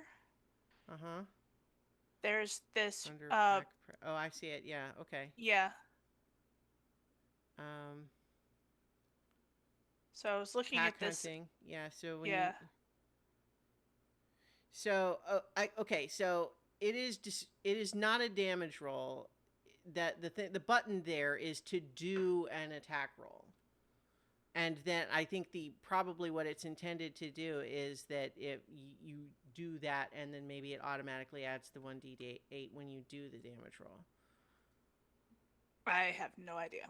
Okay, I don't know either. There's a lot Yeah, of confusing let's just- formatting on here. We've already sorted it out. We don't need to Okay. belabor it. Okay, so Okay. yes, 9 9. damage. Mm-hmm. That's enough to finish off this lemony one. How do you do it? I think I just get my teeth into its underjaw and then just rip off its head. Mm-hmm. Ah. All right. So that one finished off. All right, great. After that happens, I'm going to spend a fear, Mhm. and Mr. Lime, Wow. reemerges. Ah! Not right there actually, but I think right here. And with the erupting earth feature, if I can get back on my right page. It's not on the right page. Ability reaction. Earth erupt. No. Oh. Earth eruption. It's marking a stress. Bursting out of the ground. All creatures within very close range must succeed on the agility reaction roll. Okay. Based on what we just did, I Mhm. would like to spend a hope to activate Live the Long Hard Life Mhm. on my agility roll to avoid that. Okay. Yeah. Um, You kind of felt like you saw this coming. yeah. You knew it disappeared. It was probably going to do something like this. Yeah. Okay. So I need to make an agility roll. Let's I do- believe Clem counts as in very close range as well. Okay. Here, I think so. Loosely on the grid, I believe that 1 square is melee, and then up to 3 squares is very close, and then Oh, past that is close, and then past that is far. Oh, okay. so Zeke is like on the edge, Oh, very Yeah. close. Yeah. Ooh. Okay, so looks like we've got 2 failures with each with hope, but the reaction ones I think don't do that. So Wait, what? yeah. Two The reaction failures? doesn't get hope. What's the A 12 is not a number for? success. Oh, okay. For some reason, I thought an 8 was the Well, target. Sometimes it's 8, target sometimes for it's 12. 8 was the you know. target for when you were on watch earlier and nothing else was Oh happening. yes, okay. Yeah, Okay, this yep. is the difficulty for the citric centipede is 14. Ow. Yeah, so unfortunately all 3 of you are Oh, yeah. knocked over and are temporarily vulnerable. And I'm going to spend this fear, another fear with its relentless, to have it attack Bright while he's vulnerable. Okay. So the first roll was a Oh. 2. The second roll was 12 plus 3, 15. Oof. Okay. And that's going to be 7 physical damage. Okay. That is major. I will mark an armor slot Okay. and a hit point. All right. Oh, my sleep bleed. Yep. Oh, So, somebody- Basilius, I think you haven't done anything in a minute. I haven't. I was going to suggest somebody else go to get up from being vulnerable rather than me, because we have Oh. 3 people Yeah, vulnerable. right? I would Sure. like to activate and initiate a tag team with Curia is closest. Yeah, let you 2 tag team. So spending 3 hope to initiate a tag team. Um, and Oh,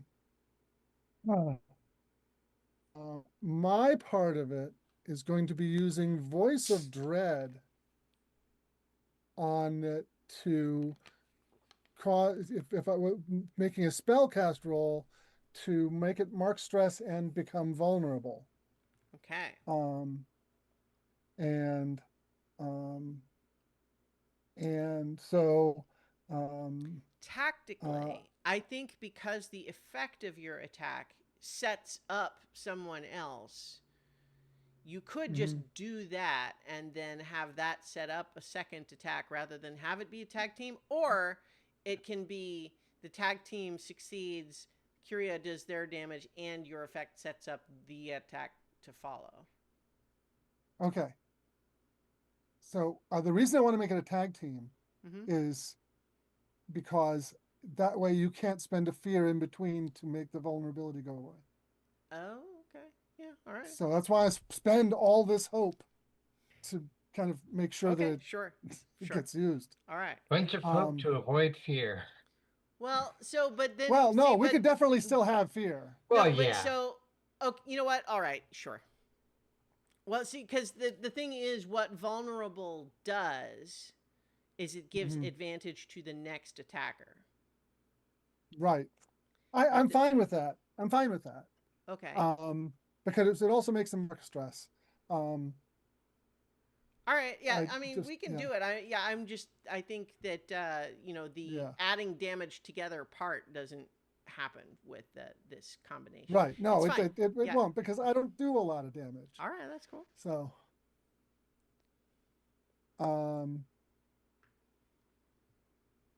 okay. So I'm making a spellcast roll. And what I'm doing is just like pointing out is like, get under its head, shoot it there. And oh, damn it. oh, And with holy fear. Hannah. Well, go ahead and do your roll, Curia, if you're Oh, yeah, because we participating get in to this choose tag between. team. Yeah.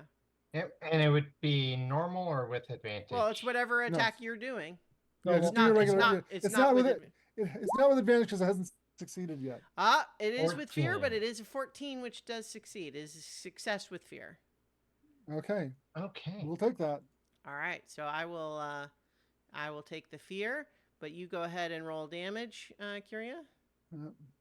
And also mark stress for it. Not that it matters that I- much. They're not spending stress, but Well, now they spend stress when they do the erupting earth.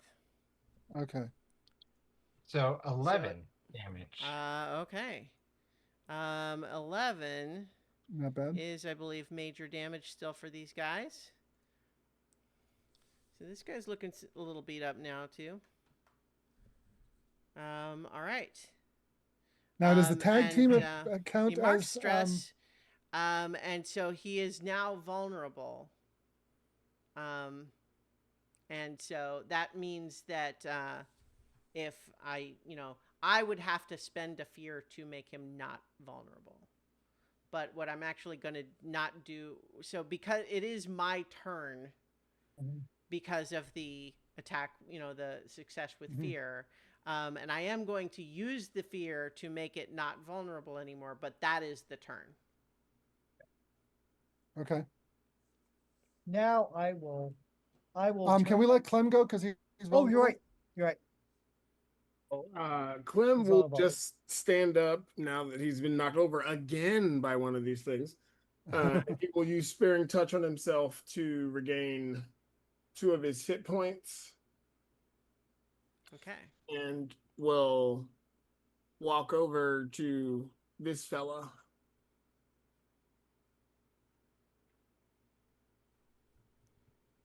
And we'll try to Bonk. I will try to bonk. What kind of? Oh yeah, you got the fishing hook. I'm going to do a bonk. Yep, I'm gonna try to bonk it with my forceful push. Okay.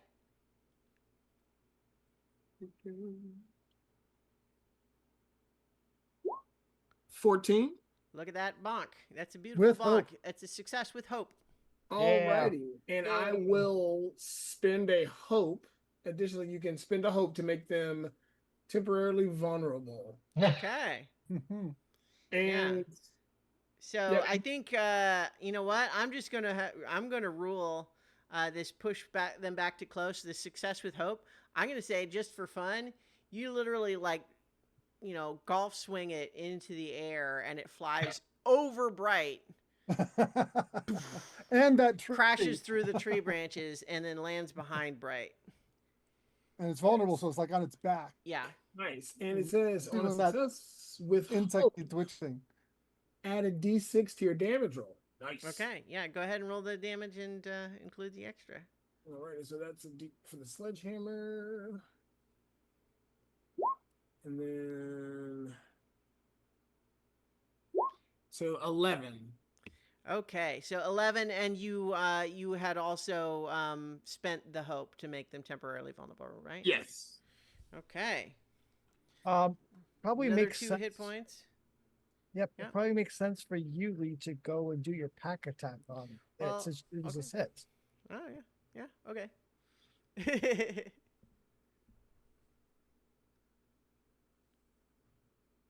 You're muted, Lee, by the way. I'm a little too far away from it, unfortunately. Oh, Well, you could make an Well, you can try an make your agility agility roll. There's a risk that you might Okay. fail, but Okay. since we have a you solid might hit also on it, succeed. we might as well try Yeah. to make up. Go for All it. right. Let's see if I can.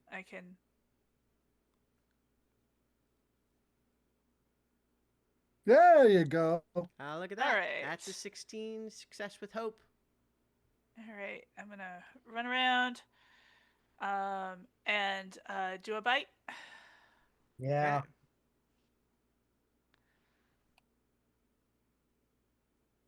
Attack bite. All right, Okay. but that's only a 12. Well, no, you rolled an attack roll again. Wasn't I Roll rolling it an from attack the roll? from You the roll. Oh no, pack you're attack. right. Okay, yes, you're Uh-huh. right. Yes, I'm sorry. So yes, this I was thinking the agility roll was the attack roll, so that was a success. The attack roll being a 12 with fear does not succeed. Dang Okay. it. And GM gets go. Yeah. So, choosing first setting my taking my fear. Basilius, this orange one attacks you because you're just standing there. Oh yeah. Other people have had to go. So I know, yeah. I get you. Excuse me. That's going to be a 12 to hit, That will hit me. and it's going to do 8 physical damage to you. All right. I'm going to spend a hope and use my ward and reduce that. Okay. I reduce that by 2.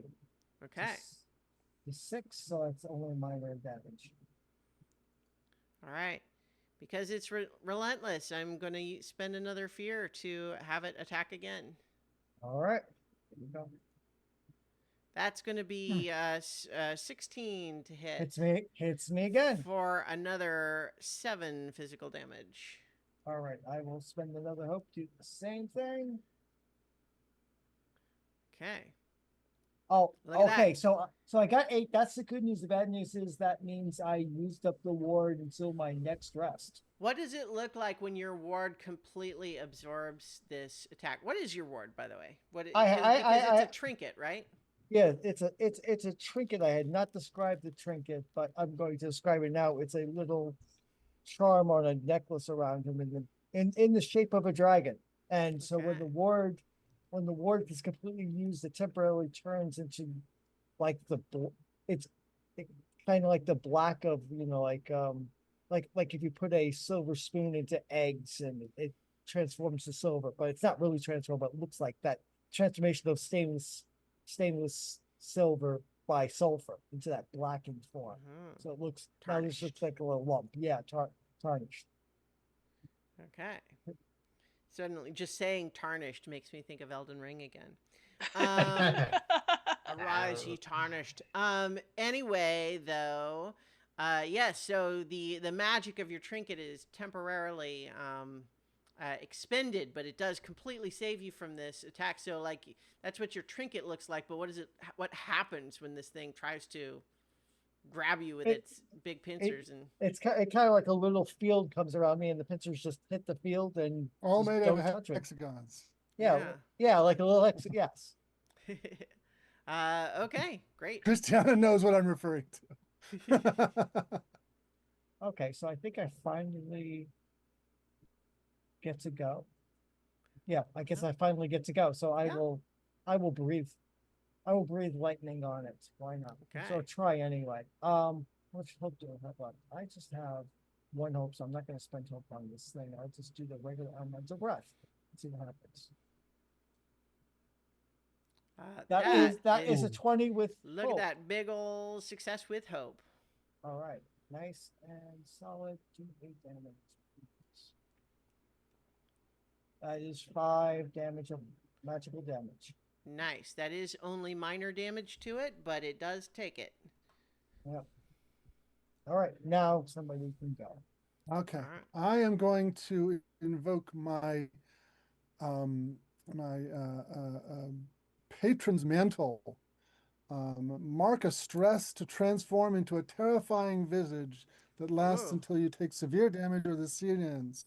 While transformed, you can spend a favor in place of an armor slot. That's the part I'm using. I also have advantage on rolls to intimidate, but not going to intimidate centipedes. Well, anyways, so what I would say is I think that you, first of all, theoretically could make a monster scared enough of you to run away if that's what you wanted it to do, right?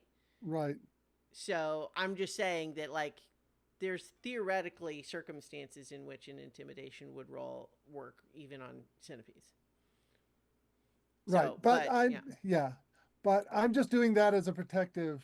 Okay. What does it look thing. like when you take the visage? Bright turns translucent, transparent, and yellow, just like looks like he's made out of a yellow slime. Goo boy. Can we see like bones and such through it, or That would probably be more terrifying. So yeah, let's say you can see his skull through his head and stuff like that. There is an X-Men character that basically looks like a human skeleton inside, sort of like if you were to just like a child were to molding clay around a model skeleton. It look and only it's translucent, and then it has just the eyeballs like floating in front of the skull. Anyway. Okay, so that happens, and what's the result? Well, that's I mean that's not an action. I mean, you didn't have to roll for that. Okay. If you want, I can. Oh, continue. so like I see. So yeah, I think you take on this horrific appearance. Yeah. Yeah. And then I will fling at him with my staff again at the lime one. Look at that. That's a 19 with success hope. with hope. Yeah. Yeah. Yeah. And so I'm going to once again invoke deadly devotion to spend a favor and to increase my evasion again, because when I got hit, it went away. Right. Yeah. Because I got hit with severe damage. And yeah, I got to roll damage. And that's just 3 damage against the lime one. Okay, so it's that's only minor damage, but this thing what? Yeah. Was it vulnerable? I forgot if it's still vulnerable. It doesn't matter. I hit it anyways. Yeah, it should have been vulnerable. So, but yeah, you still hit. So, you could roll again to see if it would be a crit. I thought vulnerable means that you're attacking with advantage, which means you would. Right. No, you're right that you would add a d6, and so yeah, that d6, wouldn't so make it wouldn't it a change crit. anything. Yeah. No. Okay. So it does take the minor damage, and it's not down, but it's looking very sort of damaged. It's coming to pieces. A lot of its legs aren't working. It's got cracks in its chitin. All If right. nobody minds, I'll take it. I'll take a shot at it. Take a shot. Yeah. With advantage. Yeah. Because it's vulnerable. Yep. Look at that. 28 Wow. with Right, success. wow. Yeah, I think that's a success with hope. Yeah. Yeah. So So that would be 90. enough to do major damage, but it actually only had 1 hit point left. So Oh, how do you finish that one crunch. off? Nice. So I aim for the bottom underneath its head, which Mm-hmm. is nicely exposed because it's upside down, Mm-hmm. and it just hit there, and the thing just goes All right. rigid and then drops. Okay. Alright. I'm going to drop out of beast form. Mm-hmm. Let's see what happens. Oh, nope, I'm still down, but that's okay. I'm going to take this opportunity to cast regeneration and spend 3 hope and get some healing back. Okay. And All right. oh, that's only 1, but hey, it's 1. Well, Yeah. I am now then going to spend a fear to have the orange one recognize that it's lost the advantage of numbers and it is moving to the hole, but it's on the spotlight, it just gets to the hole. It's not down out of sight yet. I'm gonna let somebody who does more damage than me go after it. Clem will try to sprint over. He's not a good sprinter. Right. You want to make an agility roll for me? Yeah, here it comes.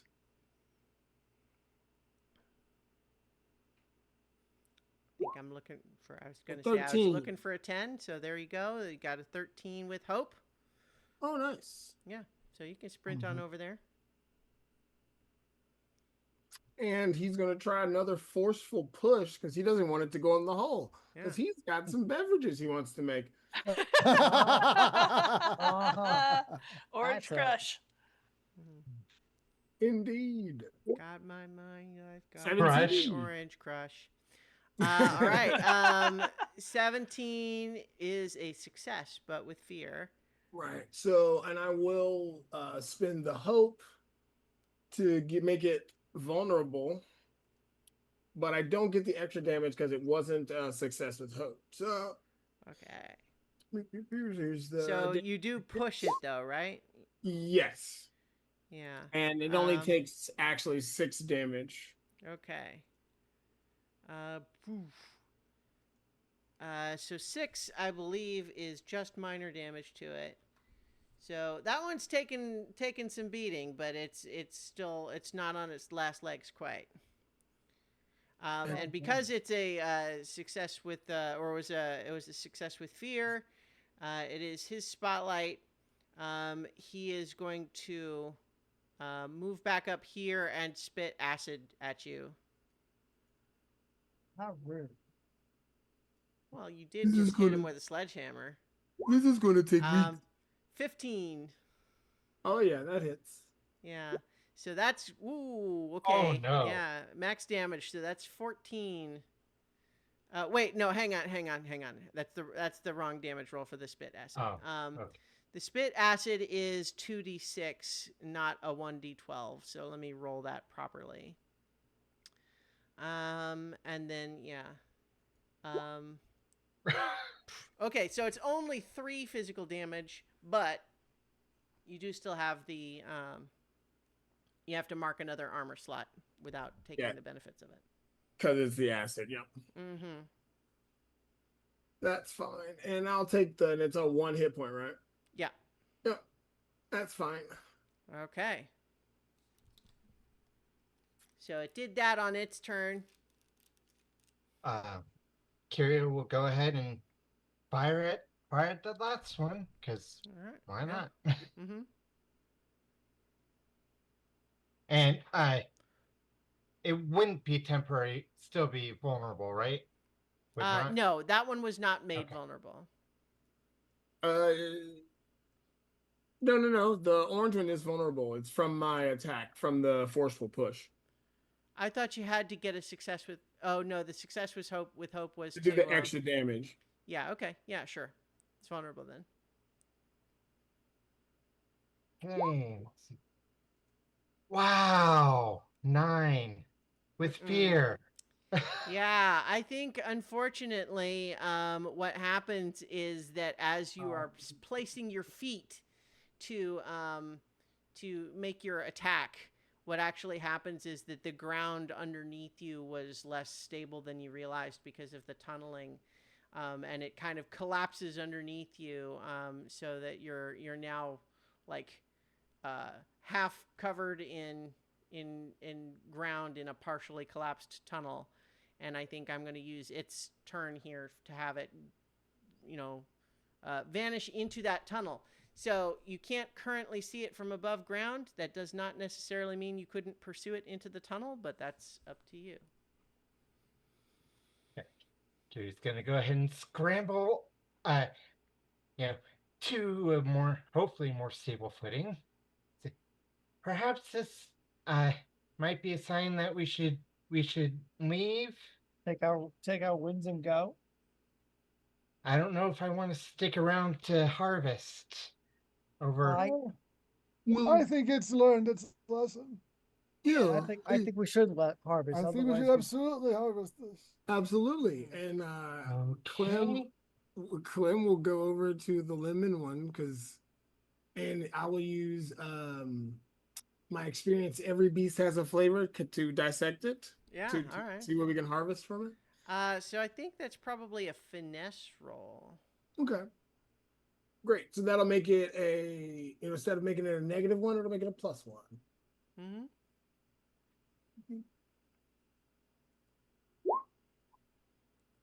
Oh, All right. 11.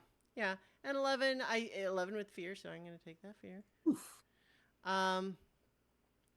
I'm gonna say that the fear in this case, like the fear result, you managed to get. Where are my notes of this?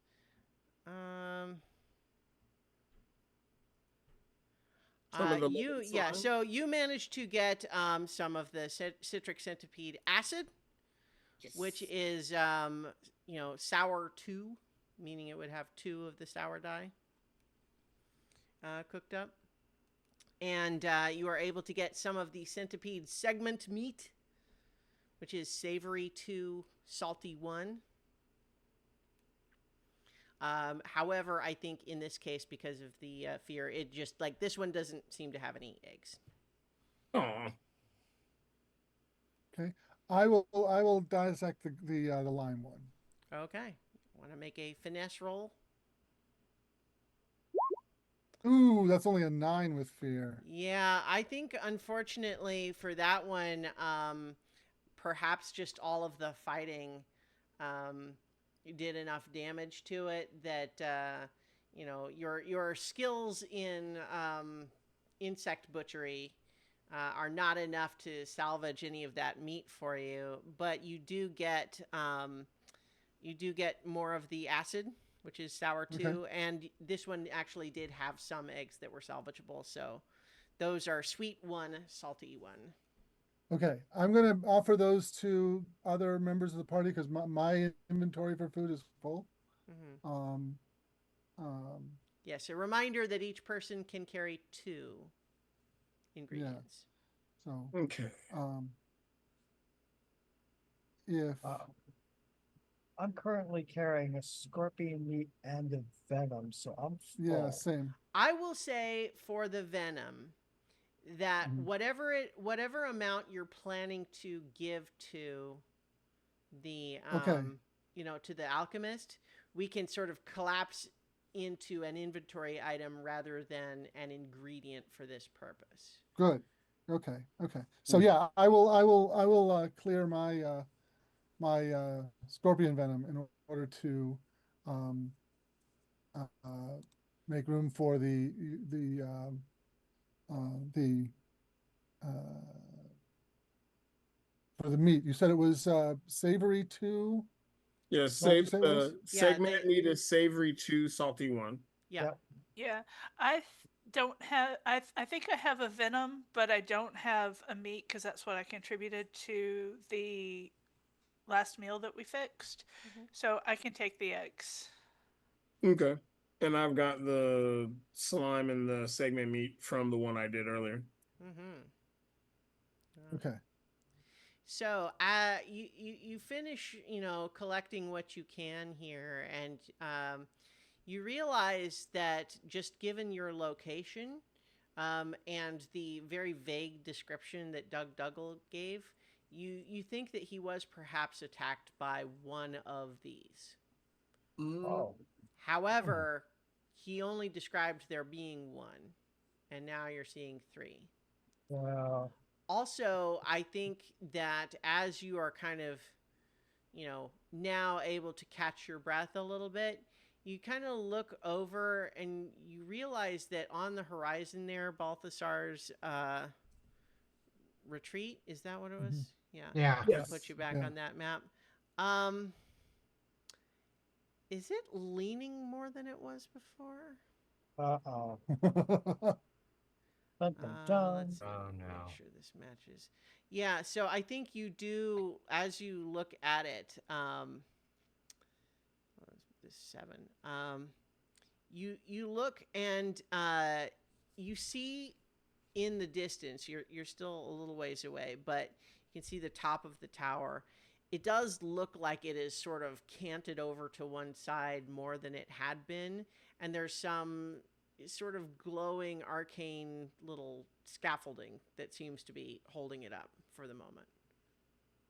Oh yeah. But Kiri will- Well, Kyria is gonna reach into her pouch where she keeps that compass and whisper, "Grandmother, is this why you called me here?" Dun. And not expecting an answer or anything, sure, but yeah. All right. So what's I the think flavor we need to get back. profile for the ghost scorpion meat? the ghost scorpion meat, I believe we said, was sweet and salty one. Yep, Sweet and salty Yeah, one. one so sweet, kind one of the same salty. as the eggs. Okay.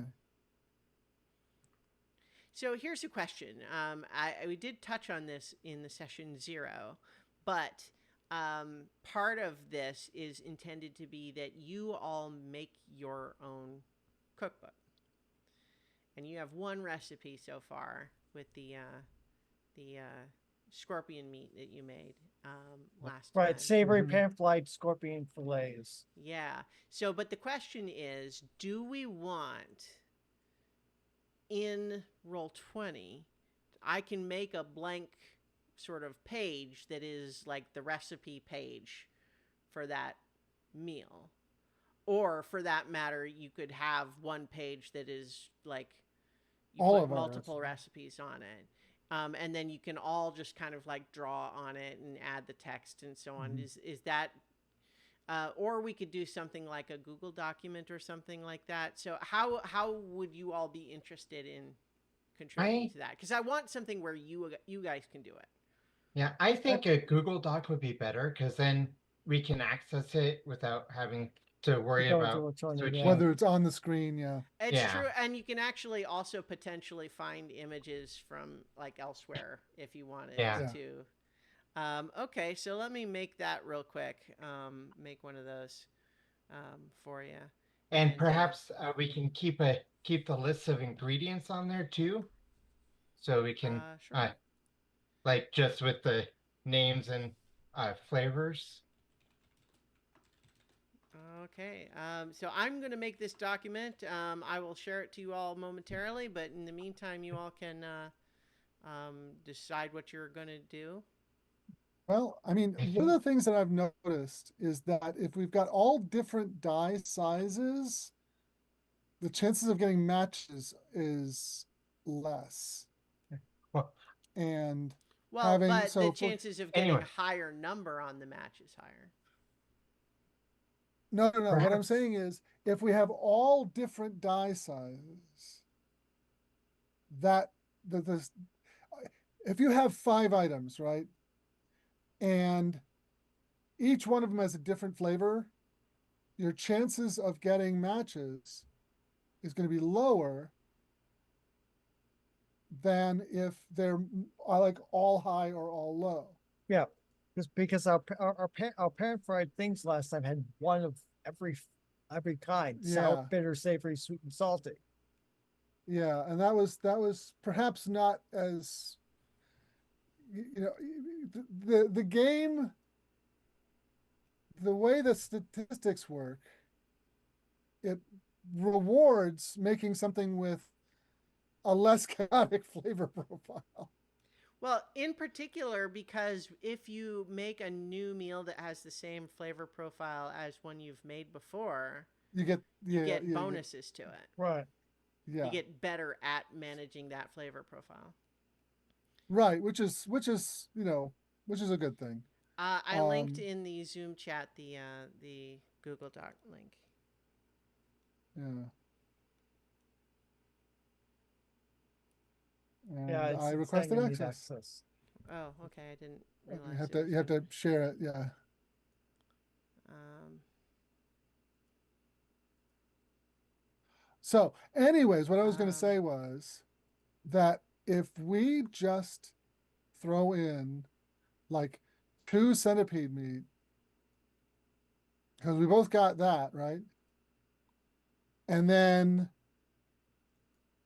like 2 scorpion venom and one, and maybe, hunt for a bloom or something. Um, then maybe we'll um wind up with something. I thought we only had 1 centipede meat, two sour stuff, and 1 egg out of this. Oh, On okay. this count. Yeah. I got meat and egg, and the other one was meat and no, you got not meat, but oh, acid and Right. egg. okay, Right. So Clem got Okay. meat and acid. So okay, together you got 2 acid, 1 meat, 1 egg. okay, okay. yeah, okay, if that's what I have. Well, yeah, but like if we put centipede meat with egg, that's 2 salt pits. If we What was the flavor on the acid? I didn't. the acid The is acid sour. is too sour. Too sour. Yeah. Right. Okay. That's a good ingredient. And citric centipede meat is 2 savory, 1 salty. Oh, savory 2, salty 1. Right. And eggs is sweet Right. 1, salt 1. Yeah. Right. So Perhaps, so- in character, we're Sitting discussing this as we're moving towards. Well, so it's a town. question, yeah. Like, so certainly, you're thinking ahead. You're already excited about what meal you're gonna make. But Yeah. the question is like, are you taking a rest and making it now, or are you? I think we should take a rest because a lot of us got really beat up. yeah. It's true. I mean, you're not far from town, but that's fair. Eh, okay. Yeah, I I mean, feel like it it's would be entirely up better to you. Yeah. to I mean, we could also get to town and then prepare a meal there. Yeah, We don't have to. We 'cause don't have to. we're less likely to be attacked while we're That's in true. town. At least I Right. hope. But if we want to look And into what's also- going on at Balthasar's retreat, then maybe we want to rest first. So Well, why don't are we we- go? Are we going Yeah. to town or are we going to Balthasar's retreat? Well, why don't we Uh, go to town first? Drop off Oh. the You drop off scorpion the bomb. the Yeah. venom, rest, and then we can Okay. come back and investigate the tower. That sounds like a good plan. Yeah, we can also ask if anybody has any news about what's happening at the retreat. All right. Love yes. it. Love this plan. Okay. So right. can you bring up the? Okay. So yeah, we're heading to town. Yeah. Yeah. Heading. Yeah. When you're ready to make the meal, I'll put the bowl up if that's what you're Okay. going to ask about. All right. Everyone's excited to make the feast. I don't blame you. It's fun. Yeah. It's a neat mechanic. Yeah. So I think you are able. You weren't far. You don't stop at Balthasar's retreat for now, but you make it back to town. And I think actually that there is a fair amount of people who are kind of just hanging out towards the gates who, when they see you, send up a cheer. Yeah. And I think that, I might offer that there might be some mixed feelings there because I think all of you, when you see them, recognize two pieces of this. One is that it's nice to have support from the people you're trying to help, but also the fact that they're all hanging out is because they feel like it's too dangerous for them to be out doing what they're normally doing, Mhm. which would be like farming and hunting and stuff like that. So Yeah. it's nice to have this support, but there's a recognition that like, well, yeah, but also right now things are still tricky, right? Hopefully this venom paste that Carrot's going to make will help some, Mhm. but you also just saw evidence that if anything, there's more of these monsters that attacked the mayor Mhm. out here than there were before. Also, I'm going to just point out that even if this paste works, if things are coming from underground, where do you They put the could- they- paste? Useless. Yeah. I mean, it They- might still help That's it. for things that encounter it, but not everything is going to necessarily Yeah. come that way. Well, maybe what's needed is to just put it on the people. Yeah. You know what? I think. Do you want to try experimenting with what that's like? Well, I would want to. That seems like the kind of thing that a knowledge roll would be appropriate to, but I Sure. want to Yeah. consult with the fellow who's making the All right. paste. Yes. You absolutely a knowledge roll. You could make a knowledge roll just to see what you know before you even talk to him if you want. Because that was actually something that when you could have potentially done when people were poisoned with it. Yeah, so 14. It's a 14 with hope. 14 with hope. Take your hope. That is enough to know that the problem is that this paste is kind of so ultra spicy by virtue of it being effective that it would be extremely irritating On to the skin. anyone's skin if they came in contact with it. And if you even just put it on like clothes or tools or something like that, just the risk of if anyone like touches it and then like touches their face or their eyes or whatever, Right. it's like handling extremely hot peppers. So Kind maybe of like just ghost peppers. Yes. So Quite. perhaps instead of painting it in a perimeter, we can give him a few more of the ghost scorpion venoms, and it's used, you know, over an area rather than in a line. Mm-hmm. Perhaps, you know. perhaps common buildings have a Yeah. put borders around And those. and, So and maybe along they like do. paths and roads and things like that. Mm-hmm. Yes, So- that would be good. So I think that as you're coming into town, you didn't see Carrot right away, but shortly after your arrival, you see him showing up, flanked by a little kid who is clearly, like paid a handful of gold to, to watch for you and come get him when you showed up. And so he looks at all of you and sees kind of how beat up you are and like your acid worn armor and stuff like that, and he's just like, my goodness, was it terribly dangerous? What's happening out there? Oh, this isn't from the caves. No, this is near On the way Balthazar's back. retreat. Yes, some more of those things that attacked the mayor. There are more of them. Is That's- everyone familiar with that meme from The Good Place? It's like, yeah, well, that's worse. You see how that's worse, right? Yeah. Well, we did kill two of them. Yeah, How many more were there just One? one. Just one. Just one that we saw. That was One that we you saw? got away. Yeah. Yes. Well, thank goodness that you've made it back safely. Were you able to get some of the venom? Yeah, Yes. yes. I pull out one of the collection jars that he gave us, and like, here's this should be well. Here's mine. My companions might also have some to hand to. I'll hand mine over. Yep, I'll hand mine over. Oh, great. So, like, Yeah, you can have the last one too. So. okay. So, all right. So, 4 stingers worth is quite a bit more than he asked for originally. He says, "Ah, this is extraordinary. Thank you so much. I've spoken with some of the town officials, and especially with you having brought back so much. We're prepared to reward you collectively with 2 bags of gold."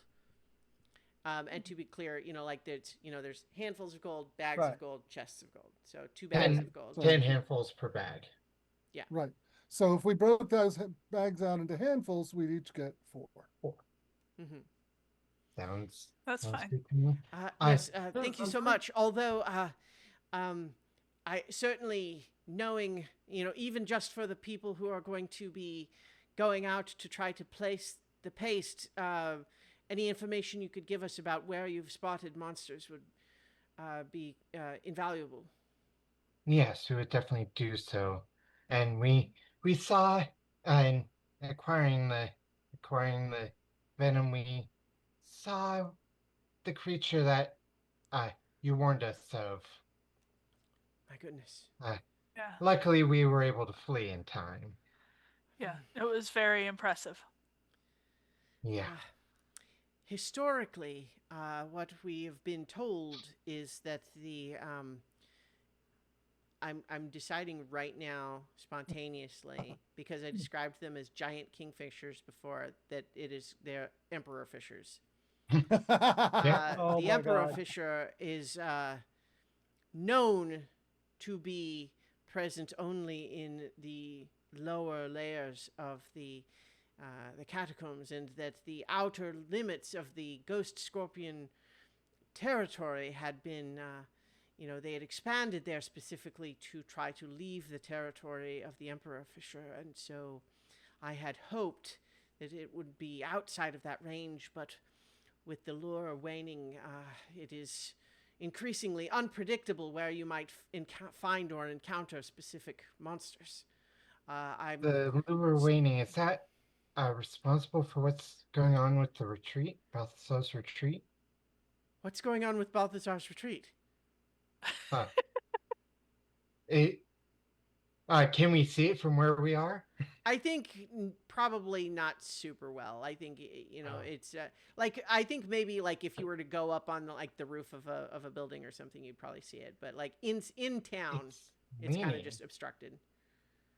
Well, it's leaning. It looks like there's magical scaffolding keeping it up. that doesn't sound good. Although I can't help but wonder if the creatures you said were tunneling, that could, I imagine, Destabilize the ruin. Which means there might be more centipedes. I mean, that's purely speculative, there. of course, but seems like one possible explanation, at least. I suppose we would have to ask Balthazar. And if anyone can get him to talk to them. Although he might be more open to communication at the moment if he is in trouble. I'm going to just go ahead and say right now, Balthazar is, as previously established in our session 0, is a retired wizard who has showed up and he made this tower or built this tower or claimed this tower or something. I think everyone kind of describes it, and he's been there for a while, but so I think it's one of those things where like right now it's only old timers that were around when the tower went up. And so it's the sort of situation where they tell you it's like it went up overnight, but you also kind of don't know if they might be telling tales. You know what I mean? Mm-hmm. But in any case, I think that his rep in town is generally that he does not come out of his tower and he does not want to talk to anybody. There are occasional interactions with him, and generally he is of a crotchety demeanor. But I would like everyone, just for fun, to roll a knowledge check. And any of you who get above a 15 have had an encounter with him that you may narrate. Oh, wait. That's Nope. a crit. But Oh only yeah. Well, a crit will count as a success here. I have an idea Okay. for what it could be because it's not above the threshold. Okay. Huh. Well, but Wait, a crit always counts as a success with hope. well, I what Kyria has is basically his grandmother or her grandmother knew Balthazar Okay. Yeah, that's fun. That and works. like was friendly with him. Okay. Yeah. Maybe not like just acquaintance. And so I think it's kind of fun to imagine that Curia has stories from grandmother of this sweet old wizard named Balthazar, and then you get to town and everybody's going, "That old coot." Time does change things. Yeah. Not I necessarily tried to enough. just go ask if he wanted to chip into the school fund, and he overturned a bedpan on my head. Hmm. It turned me into a newt. It turned you into a newt. At least you got better. I got Yep. better. So Clem, it looks like you also have had an encounter with him. Yeah. So, and Clem is like, well, there was one time I had to go make a delivery to him for my dad. And like, he just had my dad make him a new set of utensils, but he didn't use them. He literally said he only wanted them because they were pretty. I don't Uh, like, I don't even know if this will, like, it didn't even look like he used them to eat with, like, literally just like as wall decorations. Clem, He's a don't weird old guy. don't discount the value of of decorations for those with the money to afford Yeah, I mean, but like, them. he's just weird. Like, I mean, I like they're really nice, but like, seriously, like, he's so weird. Like, he's got all these weird jars and things inside of his like house, and like, I think some of his brooms move. Hmm. On their own? Yes. Oh. Alright. I seem to One of you has remember an one of. enchanted broomstick, don't you? I think- do. Okay. Well, yeah, I was You gonna do. say. Yeah. Anyway, I seem But to it doesn't remember move on its own. one of my grandmother's stories talking about you finding the door that the tower wants you to find. It's weird, but Ooh, sounds you like know, a puzzle. maybe. Anyway, let's mhm. get So someplace comfortable. one thing that you can do while you're in town is that like there's um you know what, let's just go ahead and say that there's a berries in Elmore too, right? um oh, did you not do your knowledge roll before? I was This I is- was having problems with my character sheet Oh, okay. disappeared. So Oh, I've been okay. struggling here trying to get this to You work you for got the it last 5 back though? minutes. Yeah, because it I looks like I you got a 15, so you have your own I Balthazar encounter. yeah, I created I imported it again and it apparently worked. Okay, So great. so yeah, so since Basileus is a sorcerer, he did go to ask Balthazar for tutoring in magic, and he said that I don't train sorcerers, only wizards, and that Like, was it. here's your first lesson. Get Wizards, off of my lawn. yeah, Wizards basically, can't yeah. My Yeah. first lesson: get off my lawn. Yeah. So I think that, as established in this campaign frame is that there is a chain of restaurants called Berries, Right. Berry. And there are locations in the Plover Caves, but I think it makes sense that there's one in Elmore too. And so Oh, what yeah. that means is that if you're going into town and you want to do a rest, you can, if you like, spend a handful of gold to order food and choose a downtime move to clear stress. And this is the exception to the normal rule that you can only do it with Make a Feast. So it's like when you are specifically in a berries, you can do it with gold, if you want it, because you have some gold now. And so if you wanted to just order food and save your ingredients for later, you could do that. Kyria would like to do so. Because he is. Mm-hmm. Yeah, so while the PCs are near an Open Berries restaurant during their downtime, they can each spend a handful of gold to order food and choose a downtime move to clear stress, clear hit points, or gain hope. Only 2 handfuls of gold can be spent on a PC per PC during downtime. So meaning you can do 2 normal downtime moves. Sounded like you were going to do the short rest version. Am I wrong? Am I correct? Because you did, Right. I mean, you had a tough fight, but it sounded like you were just going to kind of rest up quickly and then go check out the tower. Yeah. Yeah, that was the plan. Okay. So what that means is that if you're doing,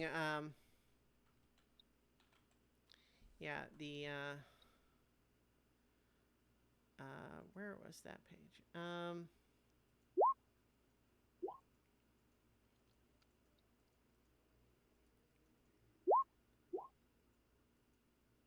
that's better than nothing. You can't do the 10 wounds maneuver, Dove. You can. Oh, This is the okay. exception. Because I'm this is going the exception. to When berries. you are in town at an Open okay. Berries, that is when you can use gold to do the normal version. You can't. So in a normal game of Daggerheart, you just get to do those moves as part of downtime. Okay. When you are not in a berries, you do Make a Feast instead. When you're at a berries, you can spend gold to do it. Oh, okay. Yeah. Gotcha. Yeah. Okay. Yeah. This is so it's only at berries that you can do the normal version of the moves, and it costs gold. Okay. And so the short rest version is going to be 1d4 plus your tier for each of those moves. So your tier is currently 1. So for your 10 to 2 wounds, Kyria, your 4 is +1. And same for repair armor. Wait, what? The roll that you're doing is 1d4 plus your tier, which is 1. So whatever your d4 was, you add 1 to it, and that's your result. Yeah. So the repair armor would be a 2 instead. Correct. Yes. That's really good. Because and so you by doing 2 moves like that spent 2 handfuls of gold. Okay, that's hey, worth it. Oh, okay.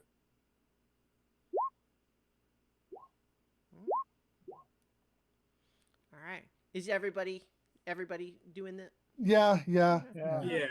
I mean, because that way you save your ingredients. You can hang on to those and use them at another time when you're not so, like you're in town and everyone's like, oh, you want to go to the berries? Yeah. Right. I want to try those like 7-layer quesadillas. Sorry, what? 7-layer quesadilla is what I said, but I was just thinking of it being like a Chili's or the appetizer sandwich. Man, that sounds really good, actually. Sounds complicated to eat. Because quesadilla is kind of classically like the whole point is that they're kind of like flat. If you put too much stuff in it, it kind of stops being a quesadilla. All right, so I think we're actually at close enough to our normal time that I'm going to suggest that as everyone is going to give a detail of what is this berries like. They're not all identical, but what's this one like? And then we'll have that be the end of our session for tonight. They don't have a senior discount. Gasp. I guess I did an actual gasp and then said gasp, which was perhaps redundant. A double gasp. It's entirely worthwhile. Deserved even. Hmm. uh, I've got another one here, just in case. um, there is a special flavor of drink, like a lemonade kind of thing, that um that Kiri has not had since she left her uh left the place she was at, Mm-hmm. and it's very comforting. What flavor is it? Huh? What flavor is it? Uh, it is. I was gonna say you're not sick of citrus flavors right now. Well, lemonade as in like a juice type thing. Okay, I It's mean a you don't have to be sick of citrus flavors. I was just kind of joking. actually, yeah, I mean you're excited to have some. You just harvested it some, is a right? cranberry and lime Oh, thing, all right. Nice. which Kyria finds does see the humor in, considering what we fought. So here's a question just for our kind of group flavor here. Part by virtue of so much of the mechanics in this being about how you're actually cooking your own bespoke meals out of crazy ingredients out in the wilds, right? I kind of like the idea that when you eat at berries, by and large, you're getting sort of this is the like the highly processed, The Applebee's. frozen stuff. Yeah, so it's basically like it's good, it's nourishing, but it's just sort of like it's it's not hot cuisine. Yeah, Oh, Yeah. it's a Big Mac versus a Yeah. hamburger that you made. Yes. Although worth remembering too that one of the things that you can also do at a berries is you can sell your ingredients for gold. yeah, yeah. I mean, Kyria is just yeah. It's not not the finest stuff, but it does the job. Mm-hmm. All right. Did Okay. anyone else? Go ahead. I do actually. So this berry has a tapestry on the wall of a quartet of dogs playing poker. Yeah. Cannot resist. I was suddenly imagining a big wall-sized tapestry that is of a wall in a Chili's like restaurant where there's just all sorts of weird random stuff on the wall. And so the tapestry is a picture of a wall like that. Yeah. You got that too, yeah. Oh, and above the fireplace in this berries is a red